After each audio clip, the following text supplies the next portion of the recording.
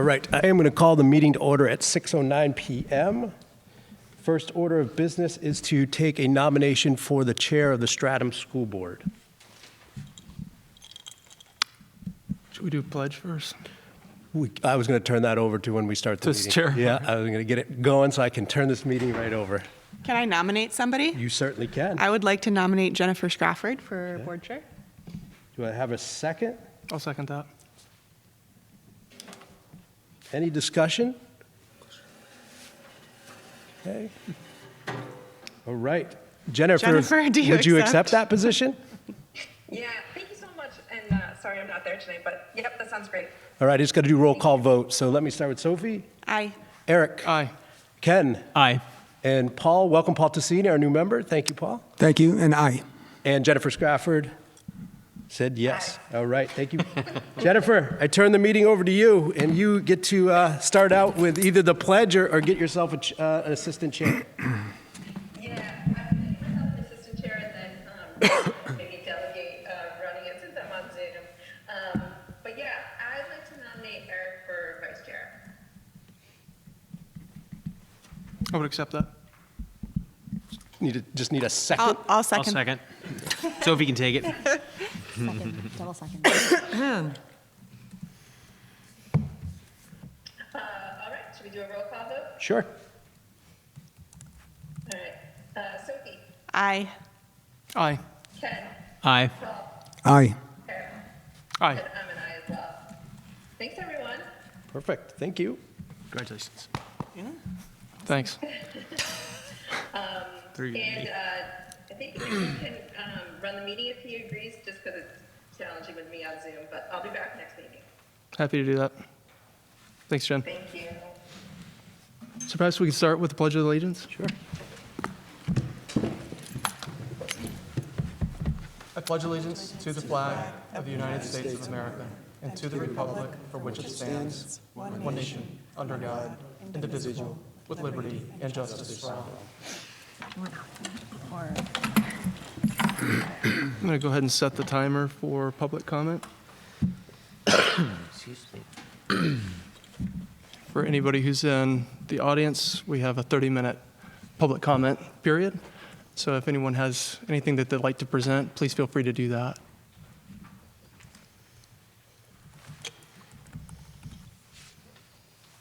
I was just wondering if there was some way that we can improve. My name is Paul Perino. I live on 10 Haywick Paul. Drive in Stratham.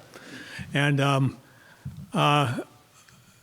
Stratham Talks, I suggested that that the school board do something similar to communicate with the people of Stratham in similar fashion as the planning board and the select board does, which is a monthly email, or even maybe put it on the select board's email so that we can easily get to the Black Hawk media, or Blue Hawk media, and also get the information on a monthly basis for people that maybe aren't so computer-oriented. A lot of people can't.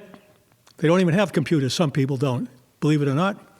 And that came out as an issue. It was an issue with me, and it was an issue with a lot of other people. I had trouble going through the SAU 16 website and getting the information I needed to get. Too much trouble. And so I just want to bring that up. Thank you. Thank you, Paul.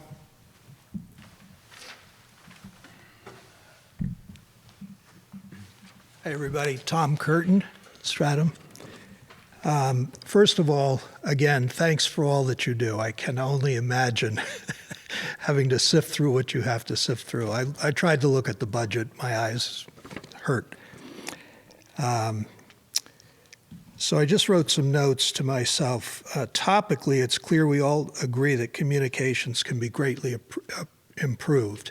I mean, again, just as Paul said, it's very, very difficult to both see and to hear what goes on, number one. And that's both in terms of sharing information as well as how it's disseminated. I think one of the reasons the recent events unfolded the way that they did is because people were shocked because they didn't know what was going on. Part of the fault lies with the people who didn't look to see what's going on, but I think there's also a fault in terms of dissemination of information. For example, before the vote and before I met with the principal and the assistant administrator, I did not know that the math proficiency had increased so much. Why? Because nobody told anybody, at least that I know of. So I think it would really be helpful to get the word out on that. Regarding MTSS and the coordinator, it was problematic, and I think it was part of the reason that there were so many issues having to do with the budget. Now, I was informed that the need for the position essentially had to do with the issue of data collection of some 70 students that were being analyzed and tracked by the administration.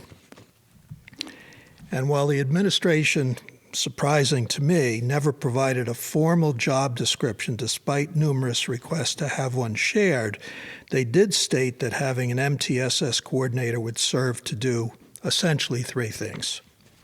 One, improve instructions. Two, give all three administrators more time to do their jobs. And three, provide summer supervision of the extended school year. And that's all well and good. All of those are good things. However, given the big jump in math proficiency and the ongoing high level of reading proficiency instructions having improved measurably, I think there's less of a need for this so-called coordinator to improve instructions. Instructions are being improved, and the teachers are doing a great job, as is the principal. Even if one would consider having an MTSS coordinator, the average base pay for a MTSS coordinator is $58,000 versus the roughly $90,000 that was being proposed for our school. So you can imagine when people look at this and go, what? That seems pretty big. The other thing that I think is extremely important for everybody to consider and take serious consideration is the advent of AI and what it can do both to significantly reduce the burden of data collection on the administration, greatly enhance educators' ability to identify student trends or patterns with simple, plain language search prompt. So now teachers and administrators can quickly identify students who need support and allocate resources without wading through dozens of drop-downs or clicking multiple checkboxes. If you've seen the news lately and all the rage is the stock of NVIDIA soaring, and why is it soaring is because they have artificial intelligence that in 3 seconds reads Moby Dick, digests all of the information, and if you ask it a question about Moby Dick, it will answer you right away, and if you want, it will reference 5 other books related to Moby Dick. That's how fast this stuff is working. And I would ask everyone to please look at a company called Panorama. I have no stock in Panorama. I never met them in my life. It's just by doing some research. I'm giving you the short version. I've got a bunch of quotes from schools around the country. Identify students who need support in minutes, not days. They can collect all the data that you're working on. You got it. You're done. You don't need that position, my opinion. Thank you. Thank you, Tom. Is there any other public comment? All right, this public comment will still extend. I think we're only 23 minutes remaining. So if anybody does have anything else that they'd like to add, perhaps if I could just pause. Does anybody on the board would like to respond to anything that they've heard in public comment so far? Jennifer, you do? Yeah. Go for it. Yeah. I love hearing that comment about communications, and I think this is something the board will keep exploring with everything that's happening in the future. And one of the things I am going to talk about later is we did a communications survey in January that we're examining the results and thinking about the best ways to communicate, but definitely that select board newsletter seems to really go to a lot of people. So anyway, thank you for that, and that's definitely something I'm going to take seriously. Yeah, just to piggyback off of Jennifer, I agree, and I think that a big part of what we saw last week was a lack of communication, and I think the board should take responsibility for that, not only around the position and the budget, but also taxes in general, why there was such a big spike. I think that's something that we should have been more proactive in communicating with the public about. And I'm definitely interested in taking that very seriously and figuring out how to communicate better with the public, whether that's through the newsletter, maybe a Facebook page, maybe a combination. And that was something I was going to bring up. So I don't know if we want to have that discussion now or if we want to table it for new business later on in the agenda. What would you prefer? I'd be happy to do it as new business if you like. Sure. All right, so we'll tackle that later in the agenda under new business. Does anybody have anything else?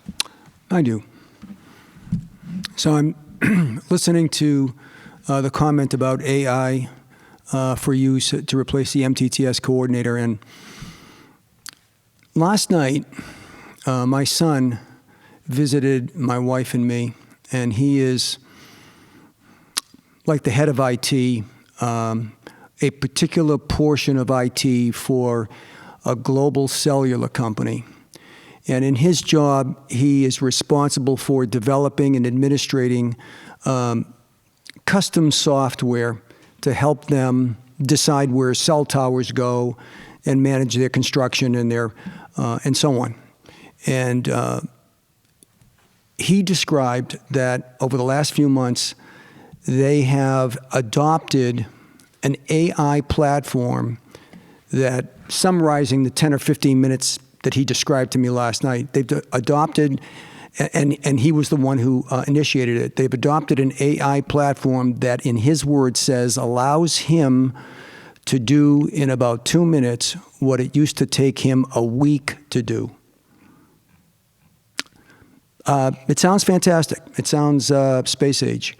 I don't really pretend to understand his business, but I'm only trying to draw the analogy here, or the similarity between a suggestion to look into AI a little bit more.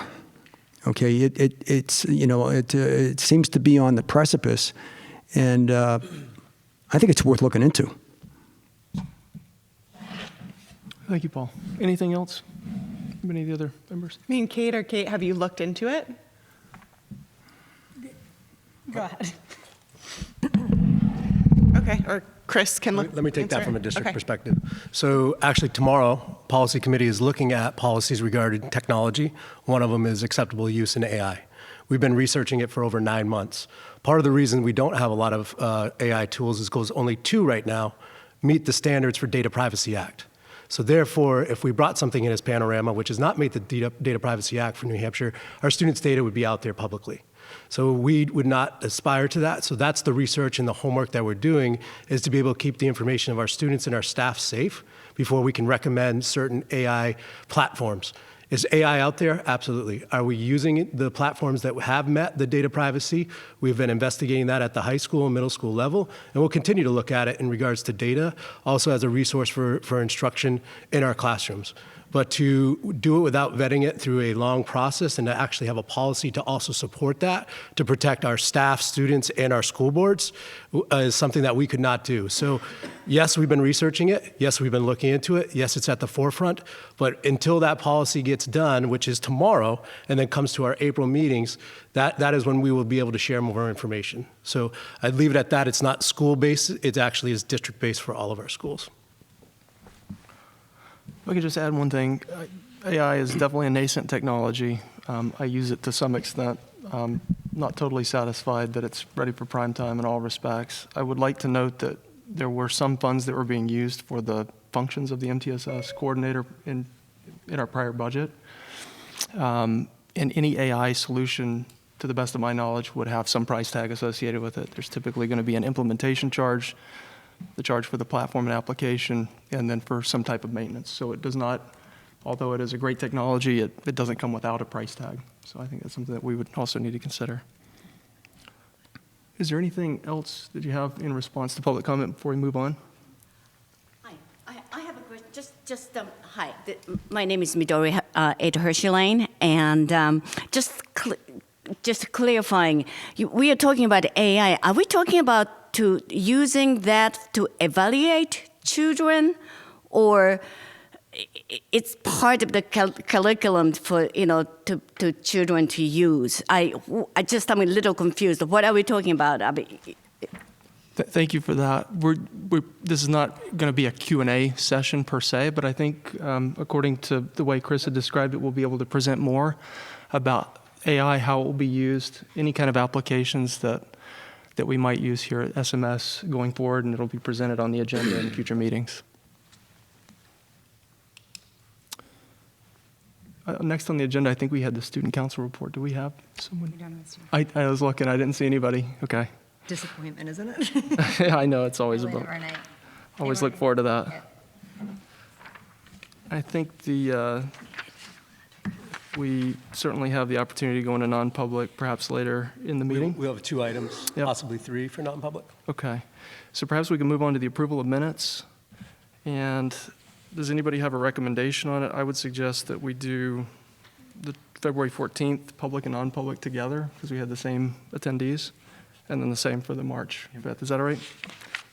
So for the February 14th, does anybody have any changes? Did they review anything? No? I didn't find anything that was out of order. Jennifer, didn't want to move too quickly. Did you have anything for the February 14th minutes?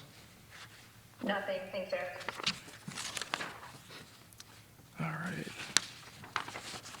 So do I have a motion to accept both the public and non-public minutes for the 14th? I'll make a motion. Do we have a second? I can second. I'll second, yeah. Jennifer got it. No discussion? All right. Perhaps we could take a vote. Let me just see who we had here. It looks like we had everybody, with the exception of Paul. And Paul, you would typically abstain if you were not part of that meeting. So you'll be called upon to vote. But you would vote as an abstention. I abstain. Thank you. Ken? Aye. Vote to accept. Aye. Jennifer? Aye. Aye. All right. Moving on to the March 5th, public and non-public. Does anybody have any edits?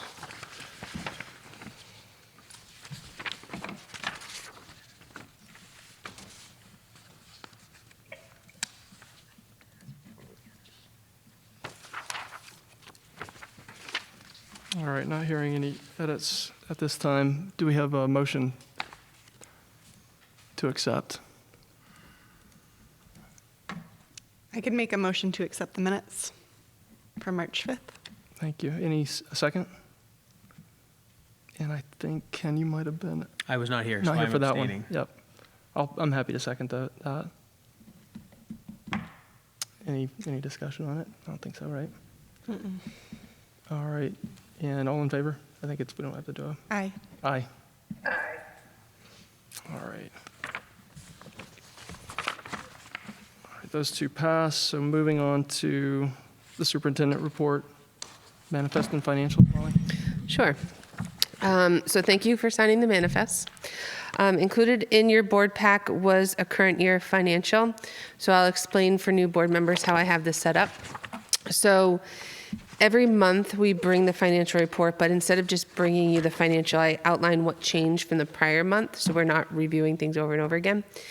So in the February board pack, we had $551,000 remaining or unencumbered at the time. So we have actual expense. Encumbered expense is stuff that we've either committed or payroll that will be committed, expenses known that we have to pay. And then remaining expense is uncommitted expense at the time. So we did have a decrease in expense since last month. So now we have $665,444 remaining. And the main reason is this time of year, we take a look at positions and days remaining in the school year, who's been on extended leave, FMLA, so on and so forth.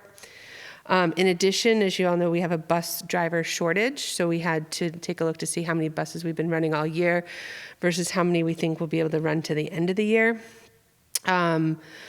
We did have some purchases related to facilities and maintenance, and I put on here what those are.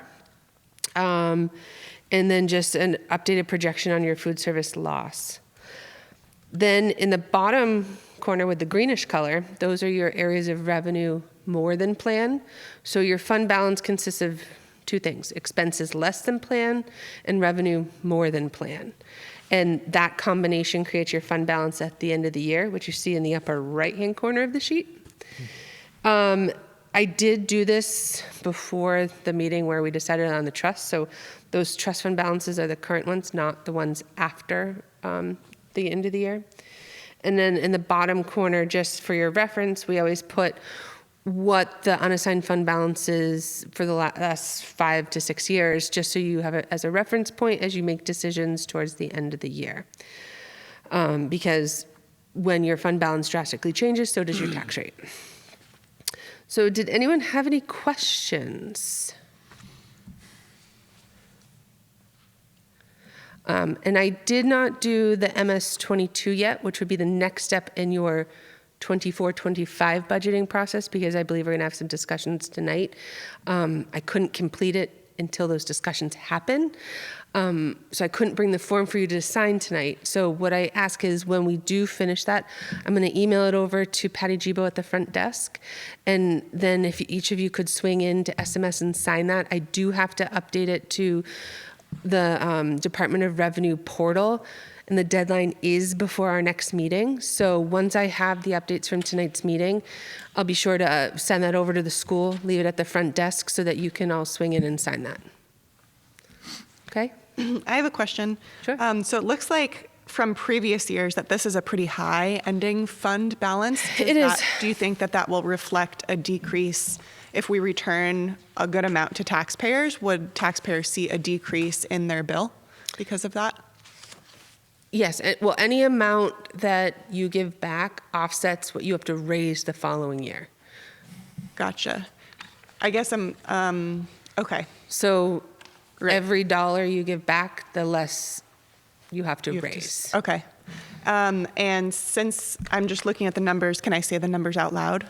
Yes, you can say the numbers out now, but I do caution you, this is at this point in time, it's not, we're not guaranteeing this because we still have a lot of purchases to do to get to the end of the year. Okay, so I'll say roughly 700,000 is projected for the end of this year, as opposed to previous years is more in the 400 to 500, some even 200,000. It looks very variable. I'm seeing all of the different numbers. Well, it's super variable because we had COVID. And Right. When we had COVID, we didn't run the buses. We only paid half the bus contract. We shut off all the lights in the building. We kept the heat on low.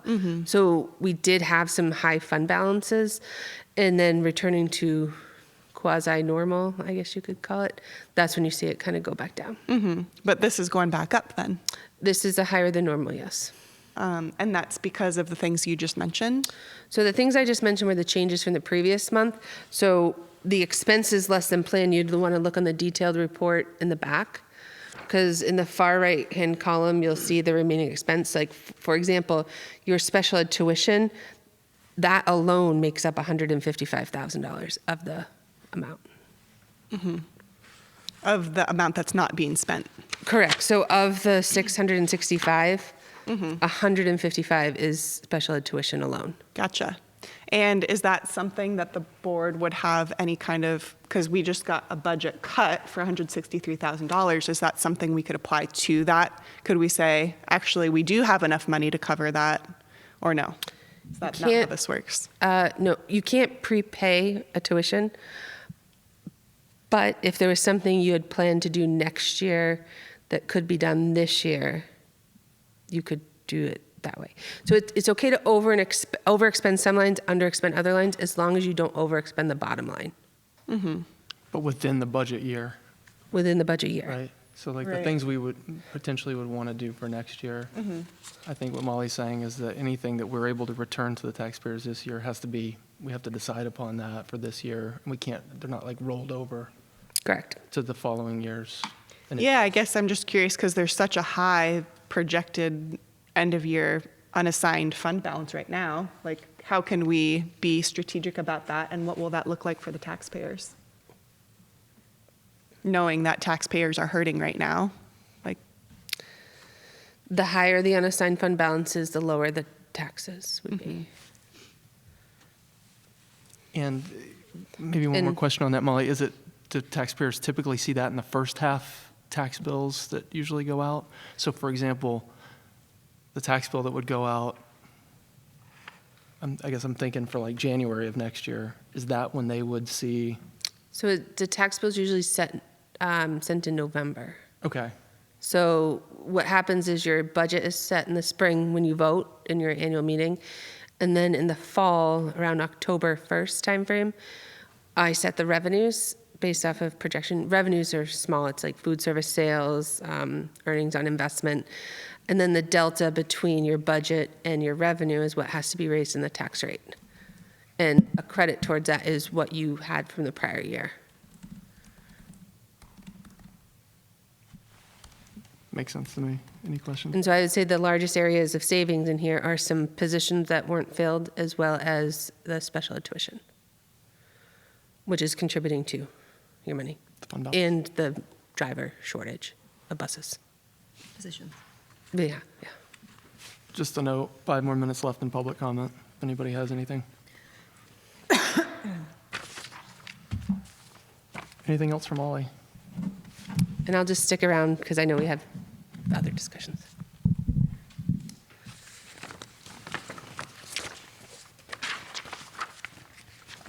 All right, thank you, Molly.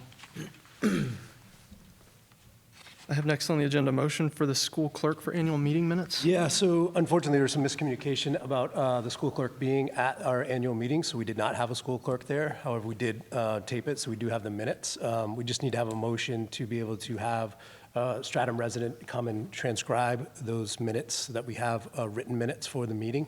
I did speak with Ms. Garcia de Prentice, and she said she'd be willing to do that if so, because I know it's a vaunting task, so I appreciate that. So we look for a nomination for Aaron to be the Stratham resident that would come in and take the minutes from our annual meeting to be able to use as the official meeting minutes, because it has to be a Stratham resident. I would quite happily move that Aaron Garcia de Paredes take on that volunteer task. thank you, Aaron. Would you like your chair back? Do you want to just come back up? Do we have a second? We need a second. Yes, please. I'll second. And is it just vote? Yep. All in favor? Aye. Aye. Any opposed? This one you would vote on. This is where I what? This one you would vote on. Aye. Thank you, and I'm honored to serve Stratham however you need me. Thank you very much, Aaron. Thanks, Aaron. This is Big speaking to offer. the mic. Hey, Eric. Yes, ma'am. Just to jump in quick, so the person who she got a write-in with 5 votes for the clerk for next year. Chris, is there anything that she needs to do at this point, or she just kind of shows up to the school board district meeting next March? Yeah, I believe, excuse me, Sharon Gullidge is going to reach out to her to go over those responsibilities and make sure that she's going to take that on. I believe she is, which is great to have a school clerk there. Yeah, So, talked to her. yeah, so I believe Sharon is going to finalize that and get all of the details on what she needs to do and the responsibilities with that task. Great, I'll let her know. Thank you so much. You're welcome.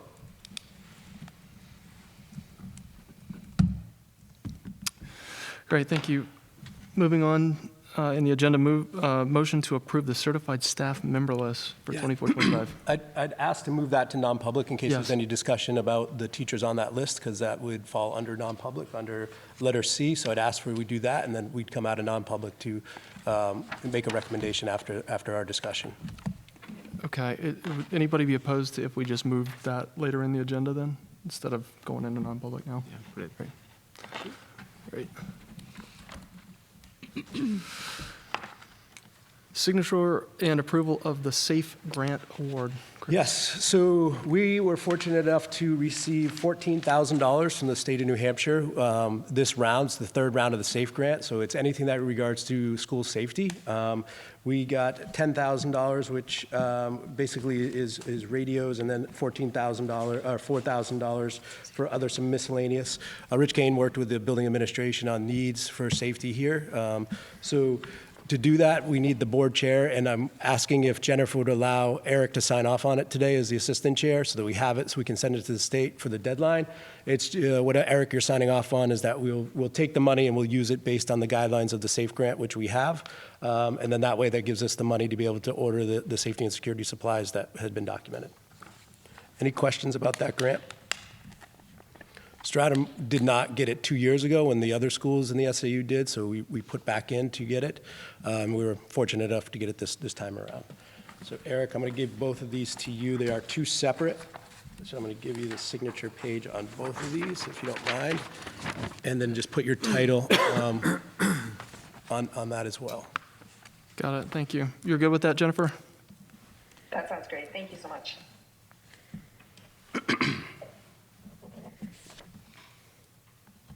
Today's 23.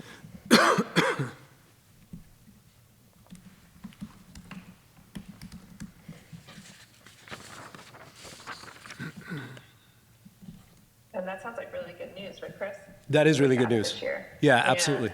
Yeah. Stuff's always expensive.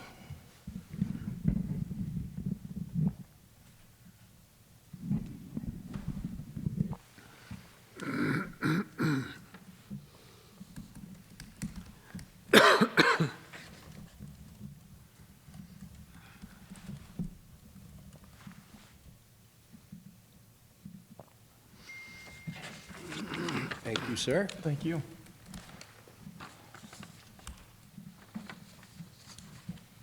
All right. Moving on to board reports and committees. How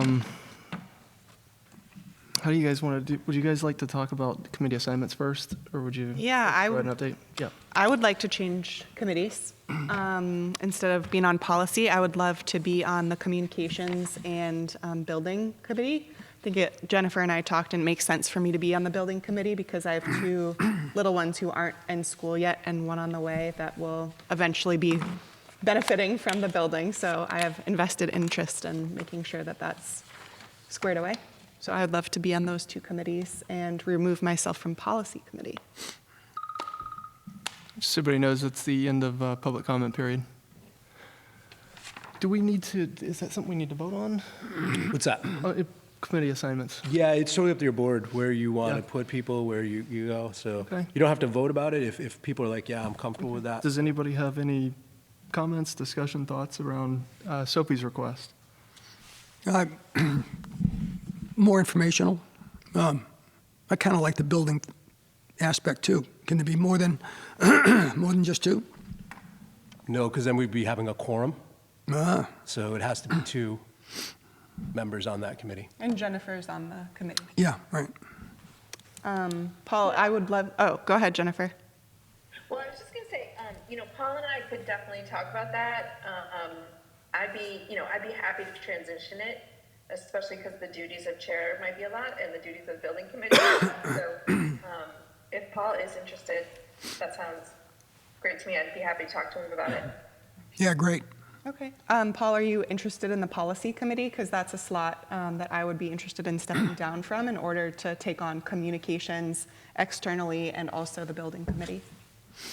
I really don't fully understand what it is. So That's a perfect opportunity for you to get involved. And for me, I was a new board member last year, and being on the policy committee really helped me understand what was going on in the school systems. I don't have kids in the school system yet, and so I know that you're kind of in a similar position, and it really helped me get some grounding of like, what are policies? And I think if you're going to be on the board, having that kind of background and experience in the policy committee has really helped me in the past year, and I'm grateful for it. So if it's something you're at all interested in, I think that I would. Well, the way you present it sounds like a good opportunity, so I'll say yes. Excellent. Thank you. Would you like to share with them at all just how that works and the? Oh, now that I've said yes, right? It's every night, 3 hours. No, I'm just, it's once a month. The policy committee gets together on Zoom, and it's actually tomorrow night will be the policy committee for the month. And it's one representative from each town of every town in the district. And we go over policies for, usually they're district-wide, sometimes they're applicable to only specific towns, in which case we discuss that. But, and then you kind of report back to us the next meeting of like, here's what we talked about in the policy committee, here are the recommendations for changes, updates, withdrawals of policies. And kind of give us that summary, and then if there's any discussion, we discuss it, and then we move a motion to either accept or deny or whatever the policies that are being recommended. And they're just usually, I don't know, between 4 and 10, I would say, policies typically that you get, that are kind of reviewed each month. So you review them within that whole committee on that Zoom call, and then you come to the next board meeting and Summarize. information. Yeah, exactly. I have to Thank get you. Jennifer Get back. Jen back, yeah. Yeah. But do you accept? Does that sound good? I do, but not for tomorrow night, unfortunately. Okay. And then you also have an interest in perhaps joining the building committee as well? I do, in yeah. Okay. All right, and Ken, I'm happy to stick with safety and security. anybody Anybody opposed to that? I'm also happy to stick with superintendent evaluation committee if everybody's okay with it. Does that get all of them? Push that away when you're coughing. I think that's all of them. I think that's all of them. All right.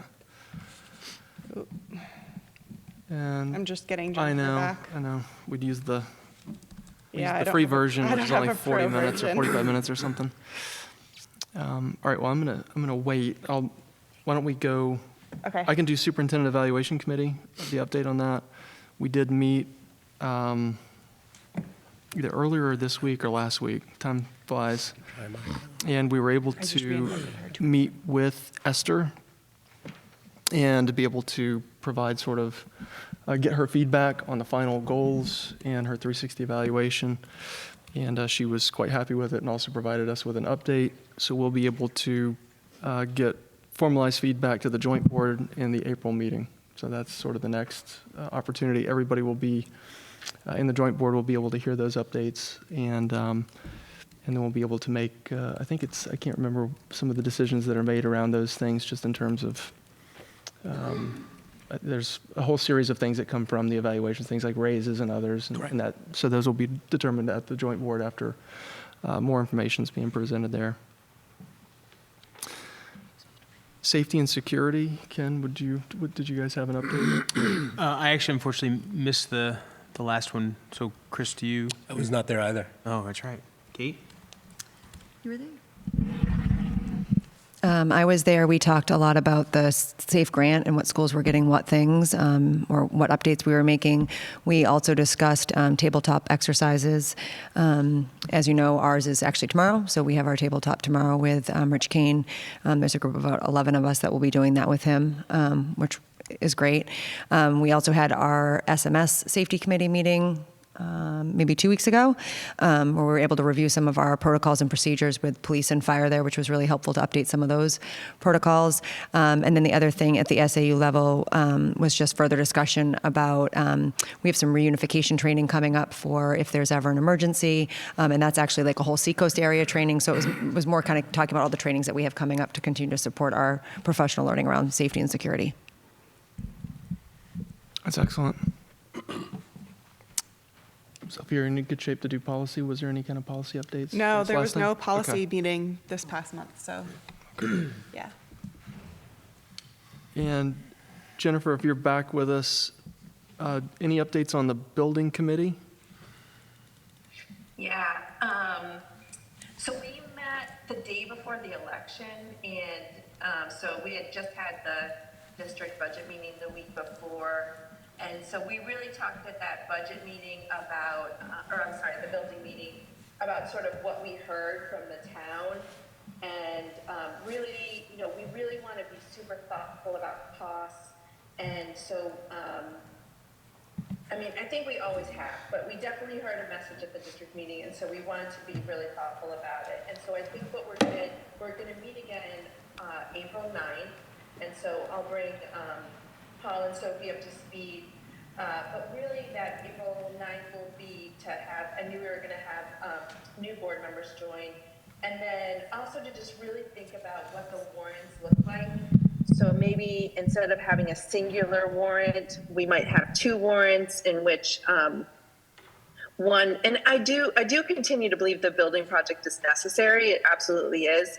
So perhaps we would have two warrants, and one warrant would be, really the necessities of the building project. And then one warrant would be really for the town to decide what this building means to them. So for example, is it a community center? Is it a town building? So we'll go into that more next month. I know I'm on Zoom, so it's not great to hear me, but so the next meeting is April 9th. The secondary thing that came out of that is we want to look at ratios of students in classrooms, because that really does kind of determine the number of classrooms in the new building. And so I'm hoping administration can give a presentation on that at our next SMS board meeting in April.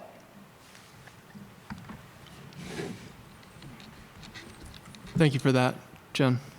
Anything on the communication while we have you? Any updates on that? Yes.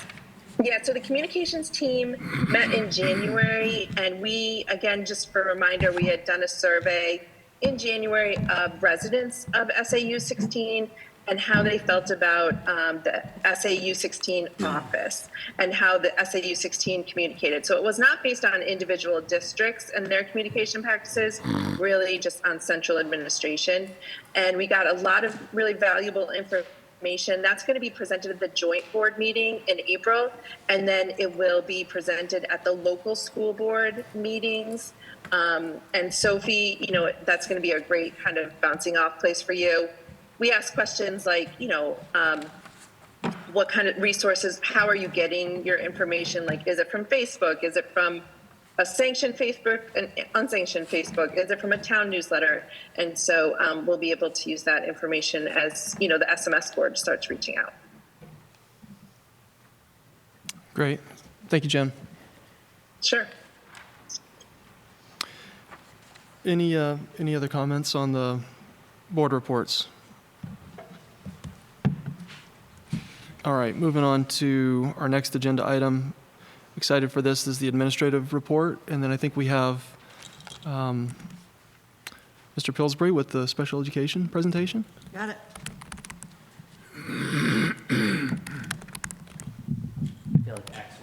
You should carry the mic. Did you just say Axl Rose? I did. You should just carry it. Just rip it off when he gets. I don't intense. see Axl Rose when I look up there. Just when you get to the data, just carrying the mic. Thank you. I'm Raymond Pillsbury, Director of Special Ed. So I was asked to prepare a longitudinal data analysis largely on costs for special education. And the nice thing for me, having only recently assumed this position this year, I got an opportunity to really dive deeply into data that actually gives me a lot of really useful perspectives. So thank you for this request. Please don't ever request it again. Just kidding. But in all seriousness, it really helps me to be able to see trends that occurred before I started. And one caveat that I will say is that a lot of the information that I'm presenting on is not information that I was a part of because it was before my time. But please feel free to ask questions, and we'll do our best to fill in any blanks that might be here that I'm unable to fill. Before I dive into that, though, I want to acknowledge that there are members of my special ed department here and also members of our educational support professionals team who are vital to our success at SMS and student success.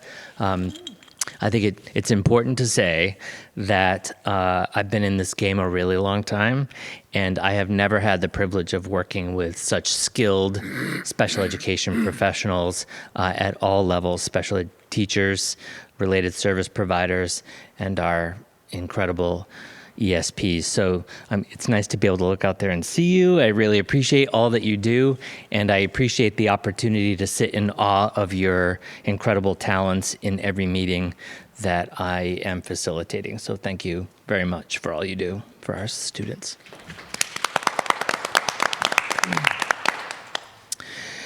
Okay. So what I tried to do is capture some salient points, salient data points over the 5-year period that I was taking a look at. So I thought it would be helpful to first start with our enrollment numbers, the numbers of students that receive special education, and what percentage of our student body are receiving special education services. So I went back to school year 1920. As you can see, the enrollment in 1920 was 551 students. There were 96 students receiving special ed at roughly 17%. In 2021, we had 481 for an enrollment, 90 students receiving special education services at roughly 19% of our student body. 21-22, enrollment 539, numbers of students in special ed 87 at roughly 16%. 2023, enrollment 531, 108 students receiving special education at roughly 20%. And then so far this year, so I ended this data as of March 1st. As of March 1st, we had, 534 students enrolled, 94 students in special education at roughly 18% of our student body receiving services. A cost breakdown. So I broke this down over the 5 years in terms of what had been proposed and then what was actually spent. And of course, I wasn't really able to do that quite yet for this year, but I did include the proposed figures for the school year. And rather than read them to you, I'll have you take a look and feel free to ask questions about any of the breakdowns here. So what I did is I took our total special education budget and I pulled out some elements of that, such as our staffing costs, our tuition and contracted services costs, our transportation costs, our consumables, supplies, books, and such, and then our extended school year costs. So these don't add up to this. They're just some data points that I thought would be useful for our consideration tonight. Can you explain why the tuition and contracted services is so much higher this year, please? I can, actually. Last year, rather? That is a question I can answer. And this year? So one of the commitments that we make to our student body is keeping students with us in Stratham Memorial School as much as possible. So one of the things that we've been able to successfully do is to reduce the number of students who are outplaced in out-of-district placements. But in order to support students to remain in our school, it does require us building a community of supports around them. And in order to do that, in a lot of cases, we contract with outside agencies such as the Birch Tree Center to come in and provide those services. So while it might not be tuition that is making up that figure, it is actually a lot of contracted services spread across a number of students that help us to prevent outplacing students at considerably more cost. And also we want to keep our students with us as much as humanly possible. Would it be cheaper if we're getting that many more students needing those contracted services instead of paying people, onesies and twosies to hire an additional person on staff who, would that be a cheaper way of doing that? To hire the professionals that we're contracting? So I think it's important to realize that the professionals that we're contracting are highly specialized professionals that have the kind of expertise that wouldn't be readily available for us in school staffing. So for instance, we have a very talented behavior analyst on staff. The level of need for some of the students that we're supporting staying at Stratham Memorial School and not being outplaced requires specialties that exceed what we have for capacity in our school. And because it's a small number of students, I don't I don't believe it would be cost effective for us to hire somebody with that expertise to support a very small number of students. So that's my take on that. And Kate, if you want to jump in on that too. Another factor that contributes to that is that that's really inconsistent year to year because it is such a small population of students. And so it would be really difficult to hire someone of that level of expertise and then let them go the next year or 2 years later because we no longer need that high level of expertise. And so that's why you end up typically going with a contracted service, is because you wouldn't be able to fill their days or their workload many times, and then to try to retain good people if you're letting them go is really challenging. And so being able to have a good relationship with those organizations is pivotal for us. Yeah, so it's like fractional expertise. Yeah. I think of something like an audiologist, right? Someone Right. who can come in and help someone who's hard of hearing or help us with our red cap machines. It's a trained expertise that's expensive. They can charge a lot for it because there's not many people who can do it, but we wouldn't need that person often enough that you would hire one. Things like feeding and swallowing, instruction to students who are hard of hearing or hearing impaired, that sort of thing. I do think, as I'm looking at it, that I think this number, the top number might be not correct. I think that might be a mistake that I'll take a look at. I think that should have been 190,500, not, so a misplaced comma there, my apologies. But just to put it in context, for one student to participate in an out-of-district placement could be upwards of $150,000. The ability for us to contract with outside entities to bring their expertise into our school is really spread across a number of students. So I'll just estimate it at about 5. So if we were in a position where we had to outplace those students, that cost would be significantly greater. Thank you. Sure. Which includes like additional transportation costs and everything. Yes. So that's just the tuition, and that wouldn't include the cost of the transportation and other assorted costs associated with that. Yeah, transportation is super expensive for that kind of thing. Yeah. Yeah. Well, and oftentimes the out-of-district placements are of great distance from Stratham, so that transportation cost is substantial. The other piece that I would add to that is one of the things that has transpired since COVID is the number of available seats in out-of-district placements has decreased substantially. The number of facilities that you would want to send children to has been reduced, as well as the number of kids that are needing those out-of-district placements. So finding an out-of-district placement is very challenging. And the cost, I think, was 24%. They went up 24% last year alone. So it behooves us to keep our students because it's what's best for our students in almost all cases. And it is financially very, very challenging to accommodate. Yeah. So how does this work?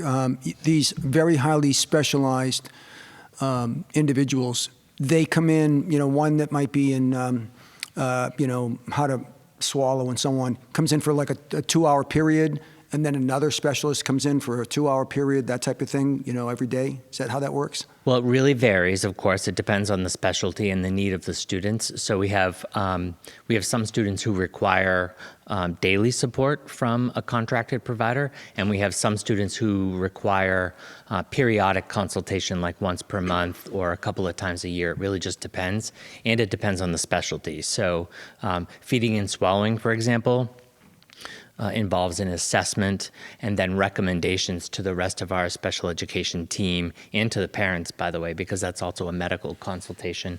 And then we just carry out their recommendations, and then they come back periodically to check in and make sure that we have everything that we need and that we're able to ask questions about the services that they have recommended. So it really just depends, and it's really the full gambit. So, but some are here regularly. Yes. Yeah. Some are here daily.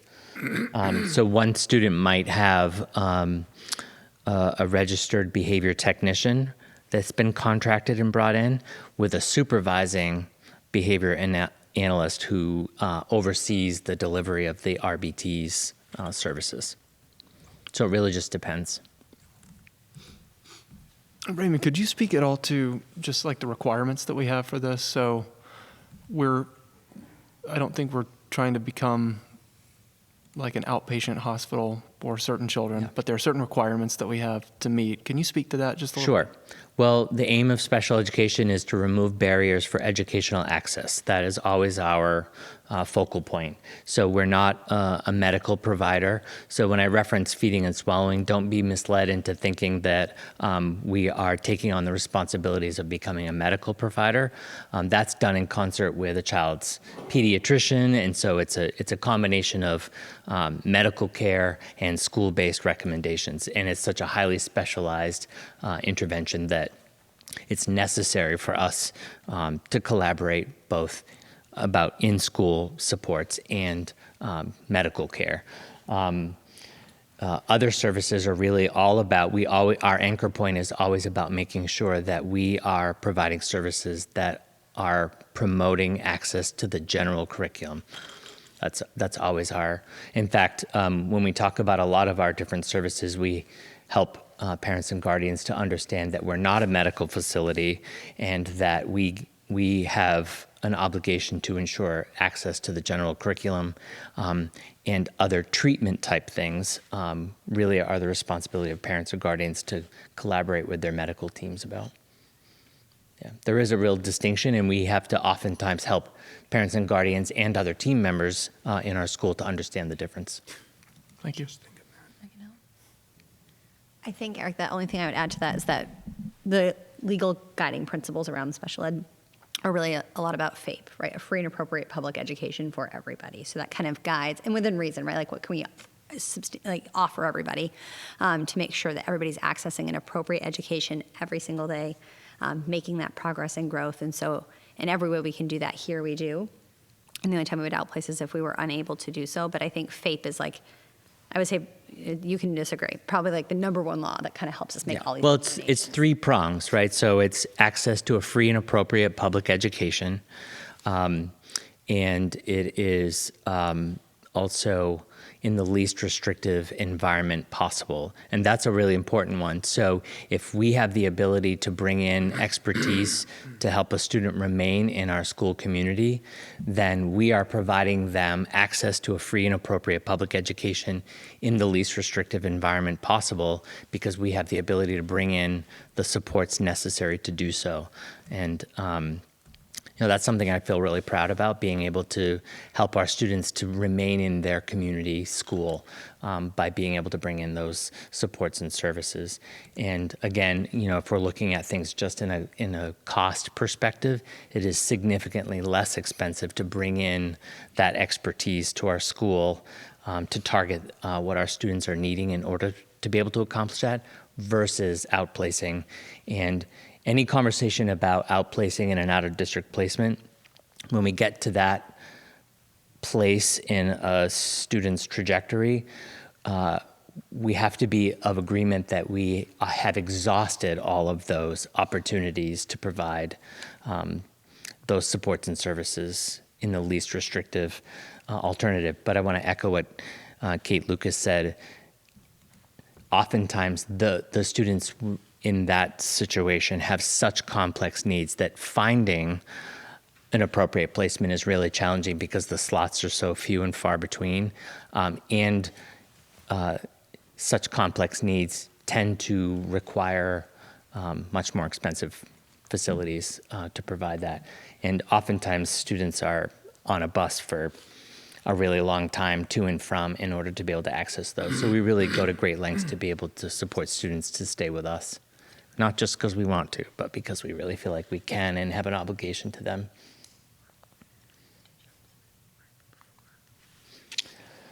What I tried to do is to just sort of give you a picture of our staffing levels. So some of the positions that I've listed are broken down. It's sort of like partial. So for instance, our physical therapist is only 0.15% of the time she's shared across all of the schools within the SAU, but we pay for that little percentage of her to be able to support students who require physical education, physical therapy in order to be able to access the general curriculum. So have you take a look at that. This year we have 10 special education teachers. I want to point out that in this, I included both preschool teachers, and preschool teachers aren't exclusively special education. The preschool classes have a mix of students who receive special education and also typical peers. So I included them in that. One of the things that we're really excited about is that we're expanding our preschool program next year in order to invite more students who don't require special education, to give all students the opportunity to be in a nice mix of students. Just one question I see, like, I think the 2021 and 21, 22 are kind of like outliers in my mind anyway, just because, right, that was, Yeah. Yeah, okay, just making sure Just a little bit. looking at the calendar, right? Yeah. So- Well, and you know, we talk a lot about COVID, and sometimes people sort of feel like it's sort of a tired tale. But it's important to note that yes, we had spikes in certain years, but the ongoing fallout of COVID, just anecdotally, I've seen needs for students become incredibly more complex, particularly when we're talking about social emotional needs. And one of the things that I have found in this work is that parents and guardians are becoming more aware of the need to consult with pediatricians and mental health professionals when their children are struggling, which oftentimes can lead to more students becoming diagnosed with certain conditions that might not have been diagnosed previously. And the beauty of that is within special education, that gives us the opportunity to consider if that particular diagnosis or impairment is interfering with their ability to access the general curriculum and warrants special education services in order to be able to do so. So I think there's been a real uptick in individuals following through with consulting medical and mental health professionals rather than us just sort of making guesses about what their needs are. What's the age of preschoolers, please? Yeah. Sure. Our preschool starts at age 3 and ends roughly at age 5 when they're transitioning into kindergarten. Is it There's two classes. two classes? Yep, so in the morning is our 3-year-old programs, in the afternoon is our 4-year-old programs, and both Beth McIver and Cheryl McLean do both programs. Yeah, there's 2 sections each day. Did we offer special education teachers like in 19 and 20 to the pre-K groups? So both of our preschool teachers are certified special educators as well. Dual certified. Yeah. They're dual certified. Yeah. So while they have a mix of students, and it's hard to tease that out necessarily, I did include them on our special education. And in our teacher list. budgeting, they appear under special education because that's a state requirement, because their classrooms are, they case manage those students and they provide the direct explicit instruction for those students in terms of if it's around like a specific learning disability, they're not providing OT or speech, but within that learning realm they are. And early intervention is really important. So their expertise with special education and early intervention is essential for our students to be prepared for kindergarten and beyond. So I'm confused. Is the preschool children who have been identified as having special needs? It's a mix. It's a mix. So we're required to have a mix of students within preschool. So that's New Hampshire law. So one of the reasons that we're increasing the hours and number of days for our preschool is because with the schedule right now being more limited during the week, it's more challenging for us to attract what we call typical peers, students who are not receiving special education, and we're required to have a balance of both. And for those working families who really rely on childcare, being able to participate in our preschool program for limited hours during a week was a barrier for them to be able to enroll their children. And I think we talked about that expansion bit was like cost neutral. Yeah. Right, budget neutral for us. Yeah. There was no cost impact to increasing the time. Yeah. It's really exciting, and we're already attracting new students who are enrolling as typical peers too, which is really exciting. I was just going to say there's some minor staffing increases from, say, like 1920 to 23-24. Can you describe, and it's not a tremendous amount, but could you describe what, and I know this is a little bit before your tenure, Yeah, how no, we that's got okay. from there to here? One thing I do want to point out is the blank spots here. We didn't tease out educational support professionals who were supporting students who have that service in their IEPs versus students who don't. One of the things I want to point out is that our related service providers, such as our occupational therapists, speech and language pathologists, and such, are heavily involved in regular education as well. So it's challenging for me to be able to separate out what percentage of the time they're supporting students who have IEPs and those students who don't.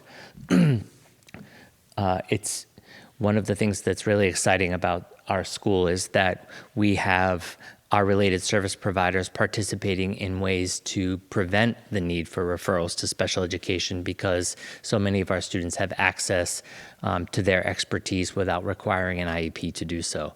So for example, I'll just use speech pathologists, for example. Our speech pathologists are aligned with certain classrooms at certain grade levels and provide what we call push-in supports that are available to all students on certain topics like communication, for example. And then our related service providers are also available to provide short-term interventions through our child study team, and again, in order to be able to do an injection of supports to prevent the need for a referral for special education. Some of our related service providers provide a service under Section 504, which isn't specialized instruction, but it's an accommodation for them to be able to access, students to be able to access the general curriculum. So I share a lot of that expertise with regular education, and it's a really great model because it also allows for us to not single out students who receive special education services and to deliver that expertise to all students at our universal level. So that's really exciting for us. Our special education teachers largely only serve students who have that service on their IEP, although some of our special education teachers have particular reading expertise, for example, training in certain programs that they provide to students in collaboration with the classroom teacher. So it's hard for me to tease out here what percentage of the time these professionals are working exclusively in special education, but I will tell you that the expansion in that staffing is representative of the fact that we deliver a lot of these services to all students, not just students who have IEPs. And it corresponds with the increasing complexity of need in our students as well.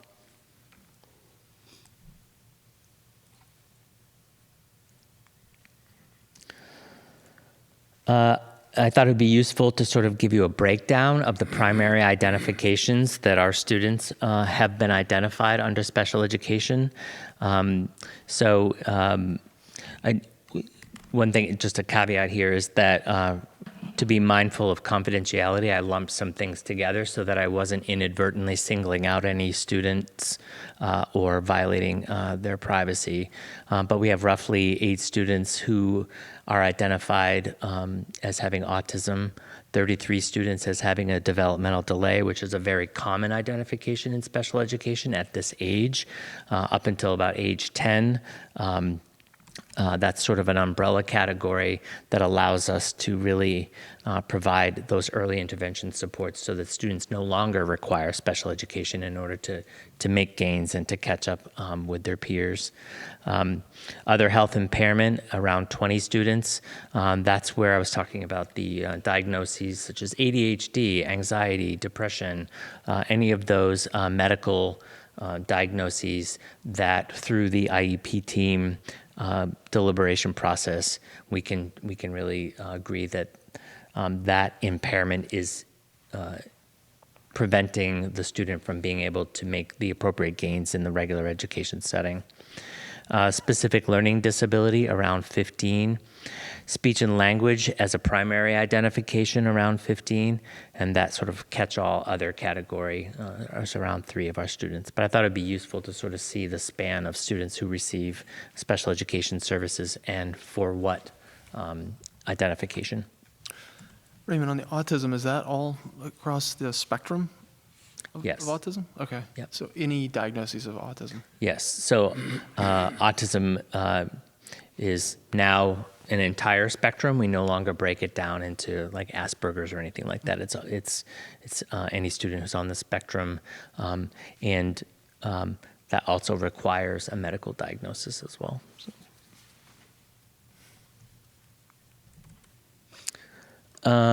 These are the available services to students who receive special education. The asterisks indicate that these services aren't exclusively available to students who receive special education. So specialized instruction is considered to be more restrictive than regular education. That's one of our cornerstone services. In order for a student to be eligible for special education, we have to be able to demonstrate that they require specialized instruction in order to access the general curriculum. And we have speech and language, occupational therapy, physical therapy, psychological services. That's everything, by the way, from evaluating students for the potential eligibility for special education services, all the way to providing the expertise for social emotional support. So that's not limited to students who receive special education. Similarly, our school counselors and our social worker, that's available to all students regardless. Behavior management is not just limited to special education. Rehabilitative or paraprofessional assistance,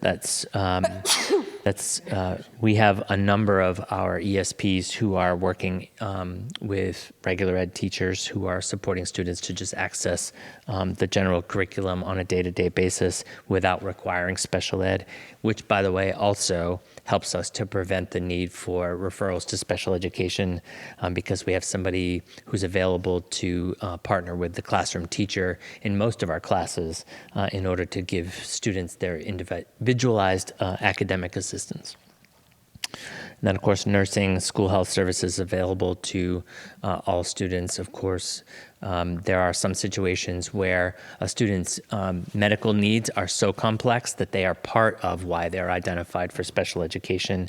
And there are times when school health services are embedded in an IEP.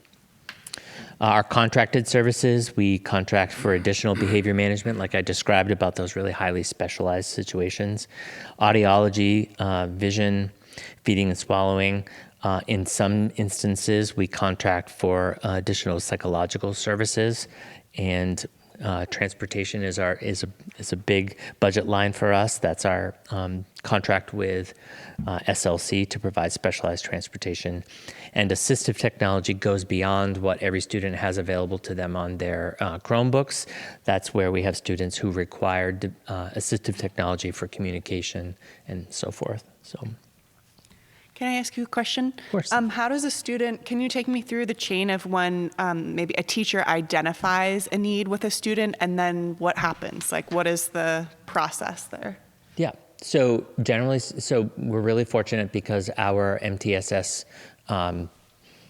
system or framework, or we call them graded supports, is really comprehensive. So I can confidently look a parent or guardian in the eye and say, while we might not be proceeding with something within special ed, I know there's a whole host of different interventions available to all students at the regular education level. So we rely heavily on our child study team process for that. So anytime there's a concern, anyone in the school community can make a referral to the child study team in order to have a group of professionals sort of weigh in on next steps, be it more interventions at the regular ed level or a referral to special ed. Again, we have a legal obligation, and I would say a moral obligation, to be sure that we're exhausting all of the supports and services to students available at the regular ed level in the least restrictive alternative as possible. So Our child study team process is incredibly comprehensive, and we collectively decide on the various interventions that a child might need in order to close the gap and be successful. And we revisit that progress on a very regular basis. And there are some instances where we have agreed as a team that we've tried all of the things at our disposal, and it is time for a special ed referral. So we have probably a 50-50 mix of referral sources. So half the time, for the most part, it's parents and guardians, and the other half of the time, it's a school-based referral, which I'm pleased to be able to say that when we make a school-based referral, we have done an exhaustive process of making sure that we've tried everything in the least restrictive environments as possible. And what about a diagnosis from a doctor? Like, how does that play into the calculation? Yeah, thank you. So a diagnosis of a disability alone is not a qualifier for special education. So one of the things that happens sometimes is we get a letter from a pediatrician that describes a diagnosis and then makes a recommendation for a special education evaluation. And I think sometimes pediatricians don't understand that it's much more of a process than that. It's not you can't prescribe a referral to special education per se. We still have to go through the entire process to be sure we've exhausted all the least restrictive alternatives, and that we can agree that whatever the condition is has a significant impact on a child's ability to access the general curriculum. So we still have to follow all the same criteria set forth by special ed process. Mm-hmm. And we have some students who have various diagnoses who don't meet the criteria for special education because there's not a significant impact on their ability to access the general curriculum. So I'm glad you asked that question, because it's one of those sort of myths that we often have to dispel when we're having conversations with parents or guardians about those letters from pediatricians who just might not understand special ed law. Mm-hmm. And you can provide care with or without a diagnosis. It doesn't matter. You don't need that to provide the right care for the child. So for the most part, no. There are certain eligibility criteria categories that we would require a diagnosis under special ed, but it's not required under Section 504 accommodations, and it's certainly not required for us to be able to collectively agree through our child study team process that a child needs additional support to be successful. Thank you. Sure. Also, just an FYI, Jennifer had to sign off, so she's no longer on Zoom. Well, this is riveting stuff. I'm really offended. In all seriousness, I have to be oftentimes the process guy at the table and helping people to understand how we have to stay within process legally. And it's so refreshing and comforting for me to be able to say that if a child is not going to be evaluated for special education eligibility, or if we go through those evaluations and we determine that a child is not eligible, that there are a host of other interventions and supports available to all students. And that's, like I said, I can look parents and guardians in the eye and confidently say, we're going to make sure that your child has what they need to be successful, regardless of what label we're attaching to them. And hopefully, not attaching labels if we don't need to. That's our aim.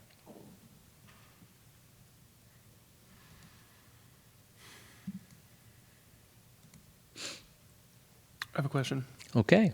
I didn't know if you're at the end of your presentation. That's it. Okay. Mm-hmm. Have you seen, over the years that you've been doing this, has there been an increase in the number of referrals, generally speaking, not even just geographically related to here, but wherever you've been, and maybe there's more input from the rest of the group, on what that's looked like? So one of the things that I think we've heard, or that I've heard from the community, is this building, for example, and I know we'll talk about this more like in building stuff, but there's a certain amount of services that are provided in this building that potentially might not have been provided when this building was built, when it was set to accommodate, I think, about 700 students. Yes. So again, not trying to get into the building discussion about this per se unless people want to, but I just wanted to see what you've seen from a growth in students, both from a special education perspective, as well as those that are sort of on the bubble, those ones that may have been referred for some type of intervention but don't qualify yet for an IEP. What is the perspective there, and how does that typically affect just work in the building? Sure. So I'll give you my anecdotal experience, both as an administrator and nearly 20 years as a special education school counselor. So what I have observed is definitely an uptick in special education referrals. There's no question. Everywhere I've ever worked, I've seen a dramatic increase, particularly since COVID. And like I said, sometimes the referrals to special education post-COVID are that people are becoming more aware of the need to really investigate certain difficulties that their children are having, not just at school, but with medical professionals. And then that helps us to solve some mysteries and helps us to be able to conduct referral meetings with more information about what a child's actual struggles are. So I think it's becoming more common for people to look into mental health concerns, consult with medical professionals, and then to collaborate with the school on the most appropriate supports. What I'm also finding, though, is that the complexity of needs is on a dramatic increase. And in order to meet such dramatic needs, we have to have not just the staffing capacity, but the building capacity to be able to support it.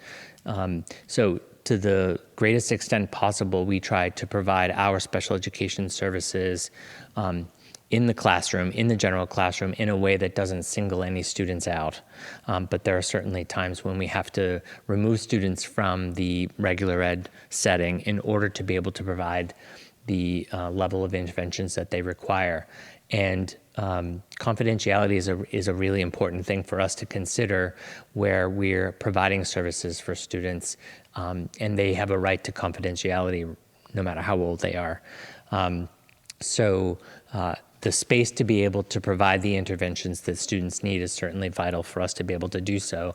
And this isn't a pitch, by the way, for the building project. I'm just answering your question.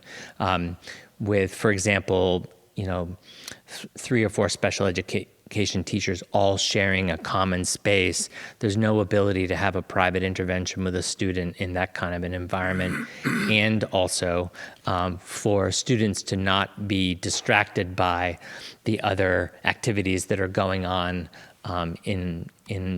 with other students receiving special education interventions. So that can become challenging.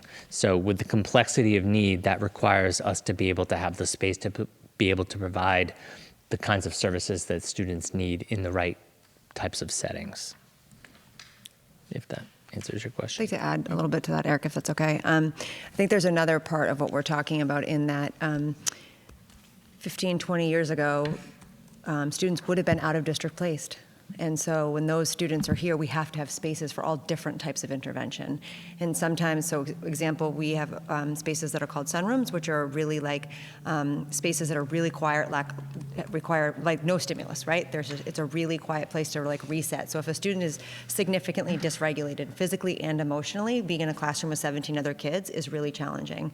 And in order to protect their integrity and the safety of everybody, those students are often then accompanied by adults to that regulation space. That right now we're using converted closets, right? Because that didn't happen 15 years ago. So when we're thinking about the services, we are providing services in the school that we weren't providing 15 years ago, and those require spaces. The same would be said for OT and speech.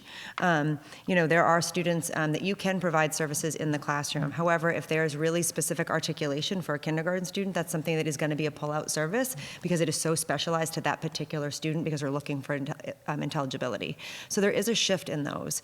I would definitely echo the complexity of students, and so the need for varying services.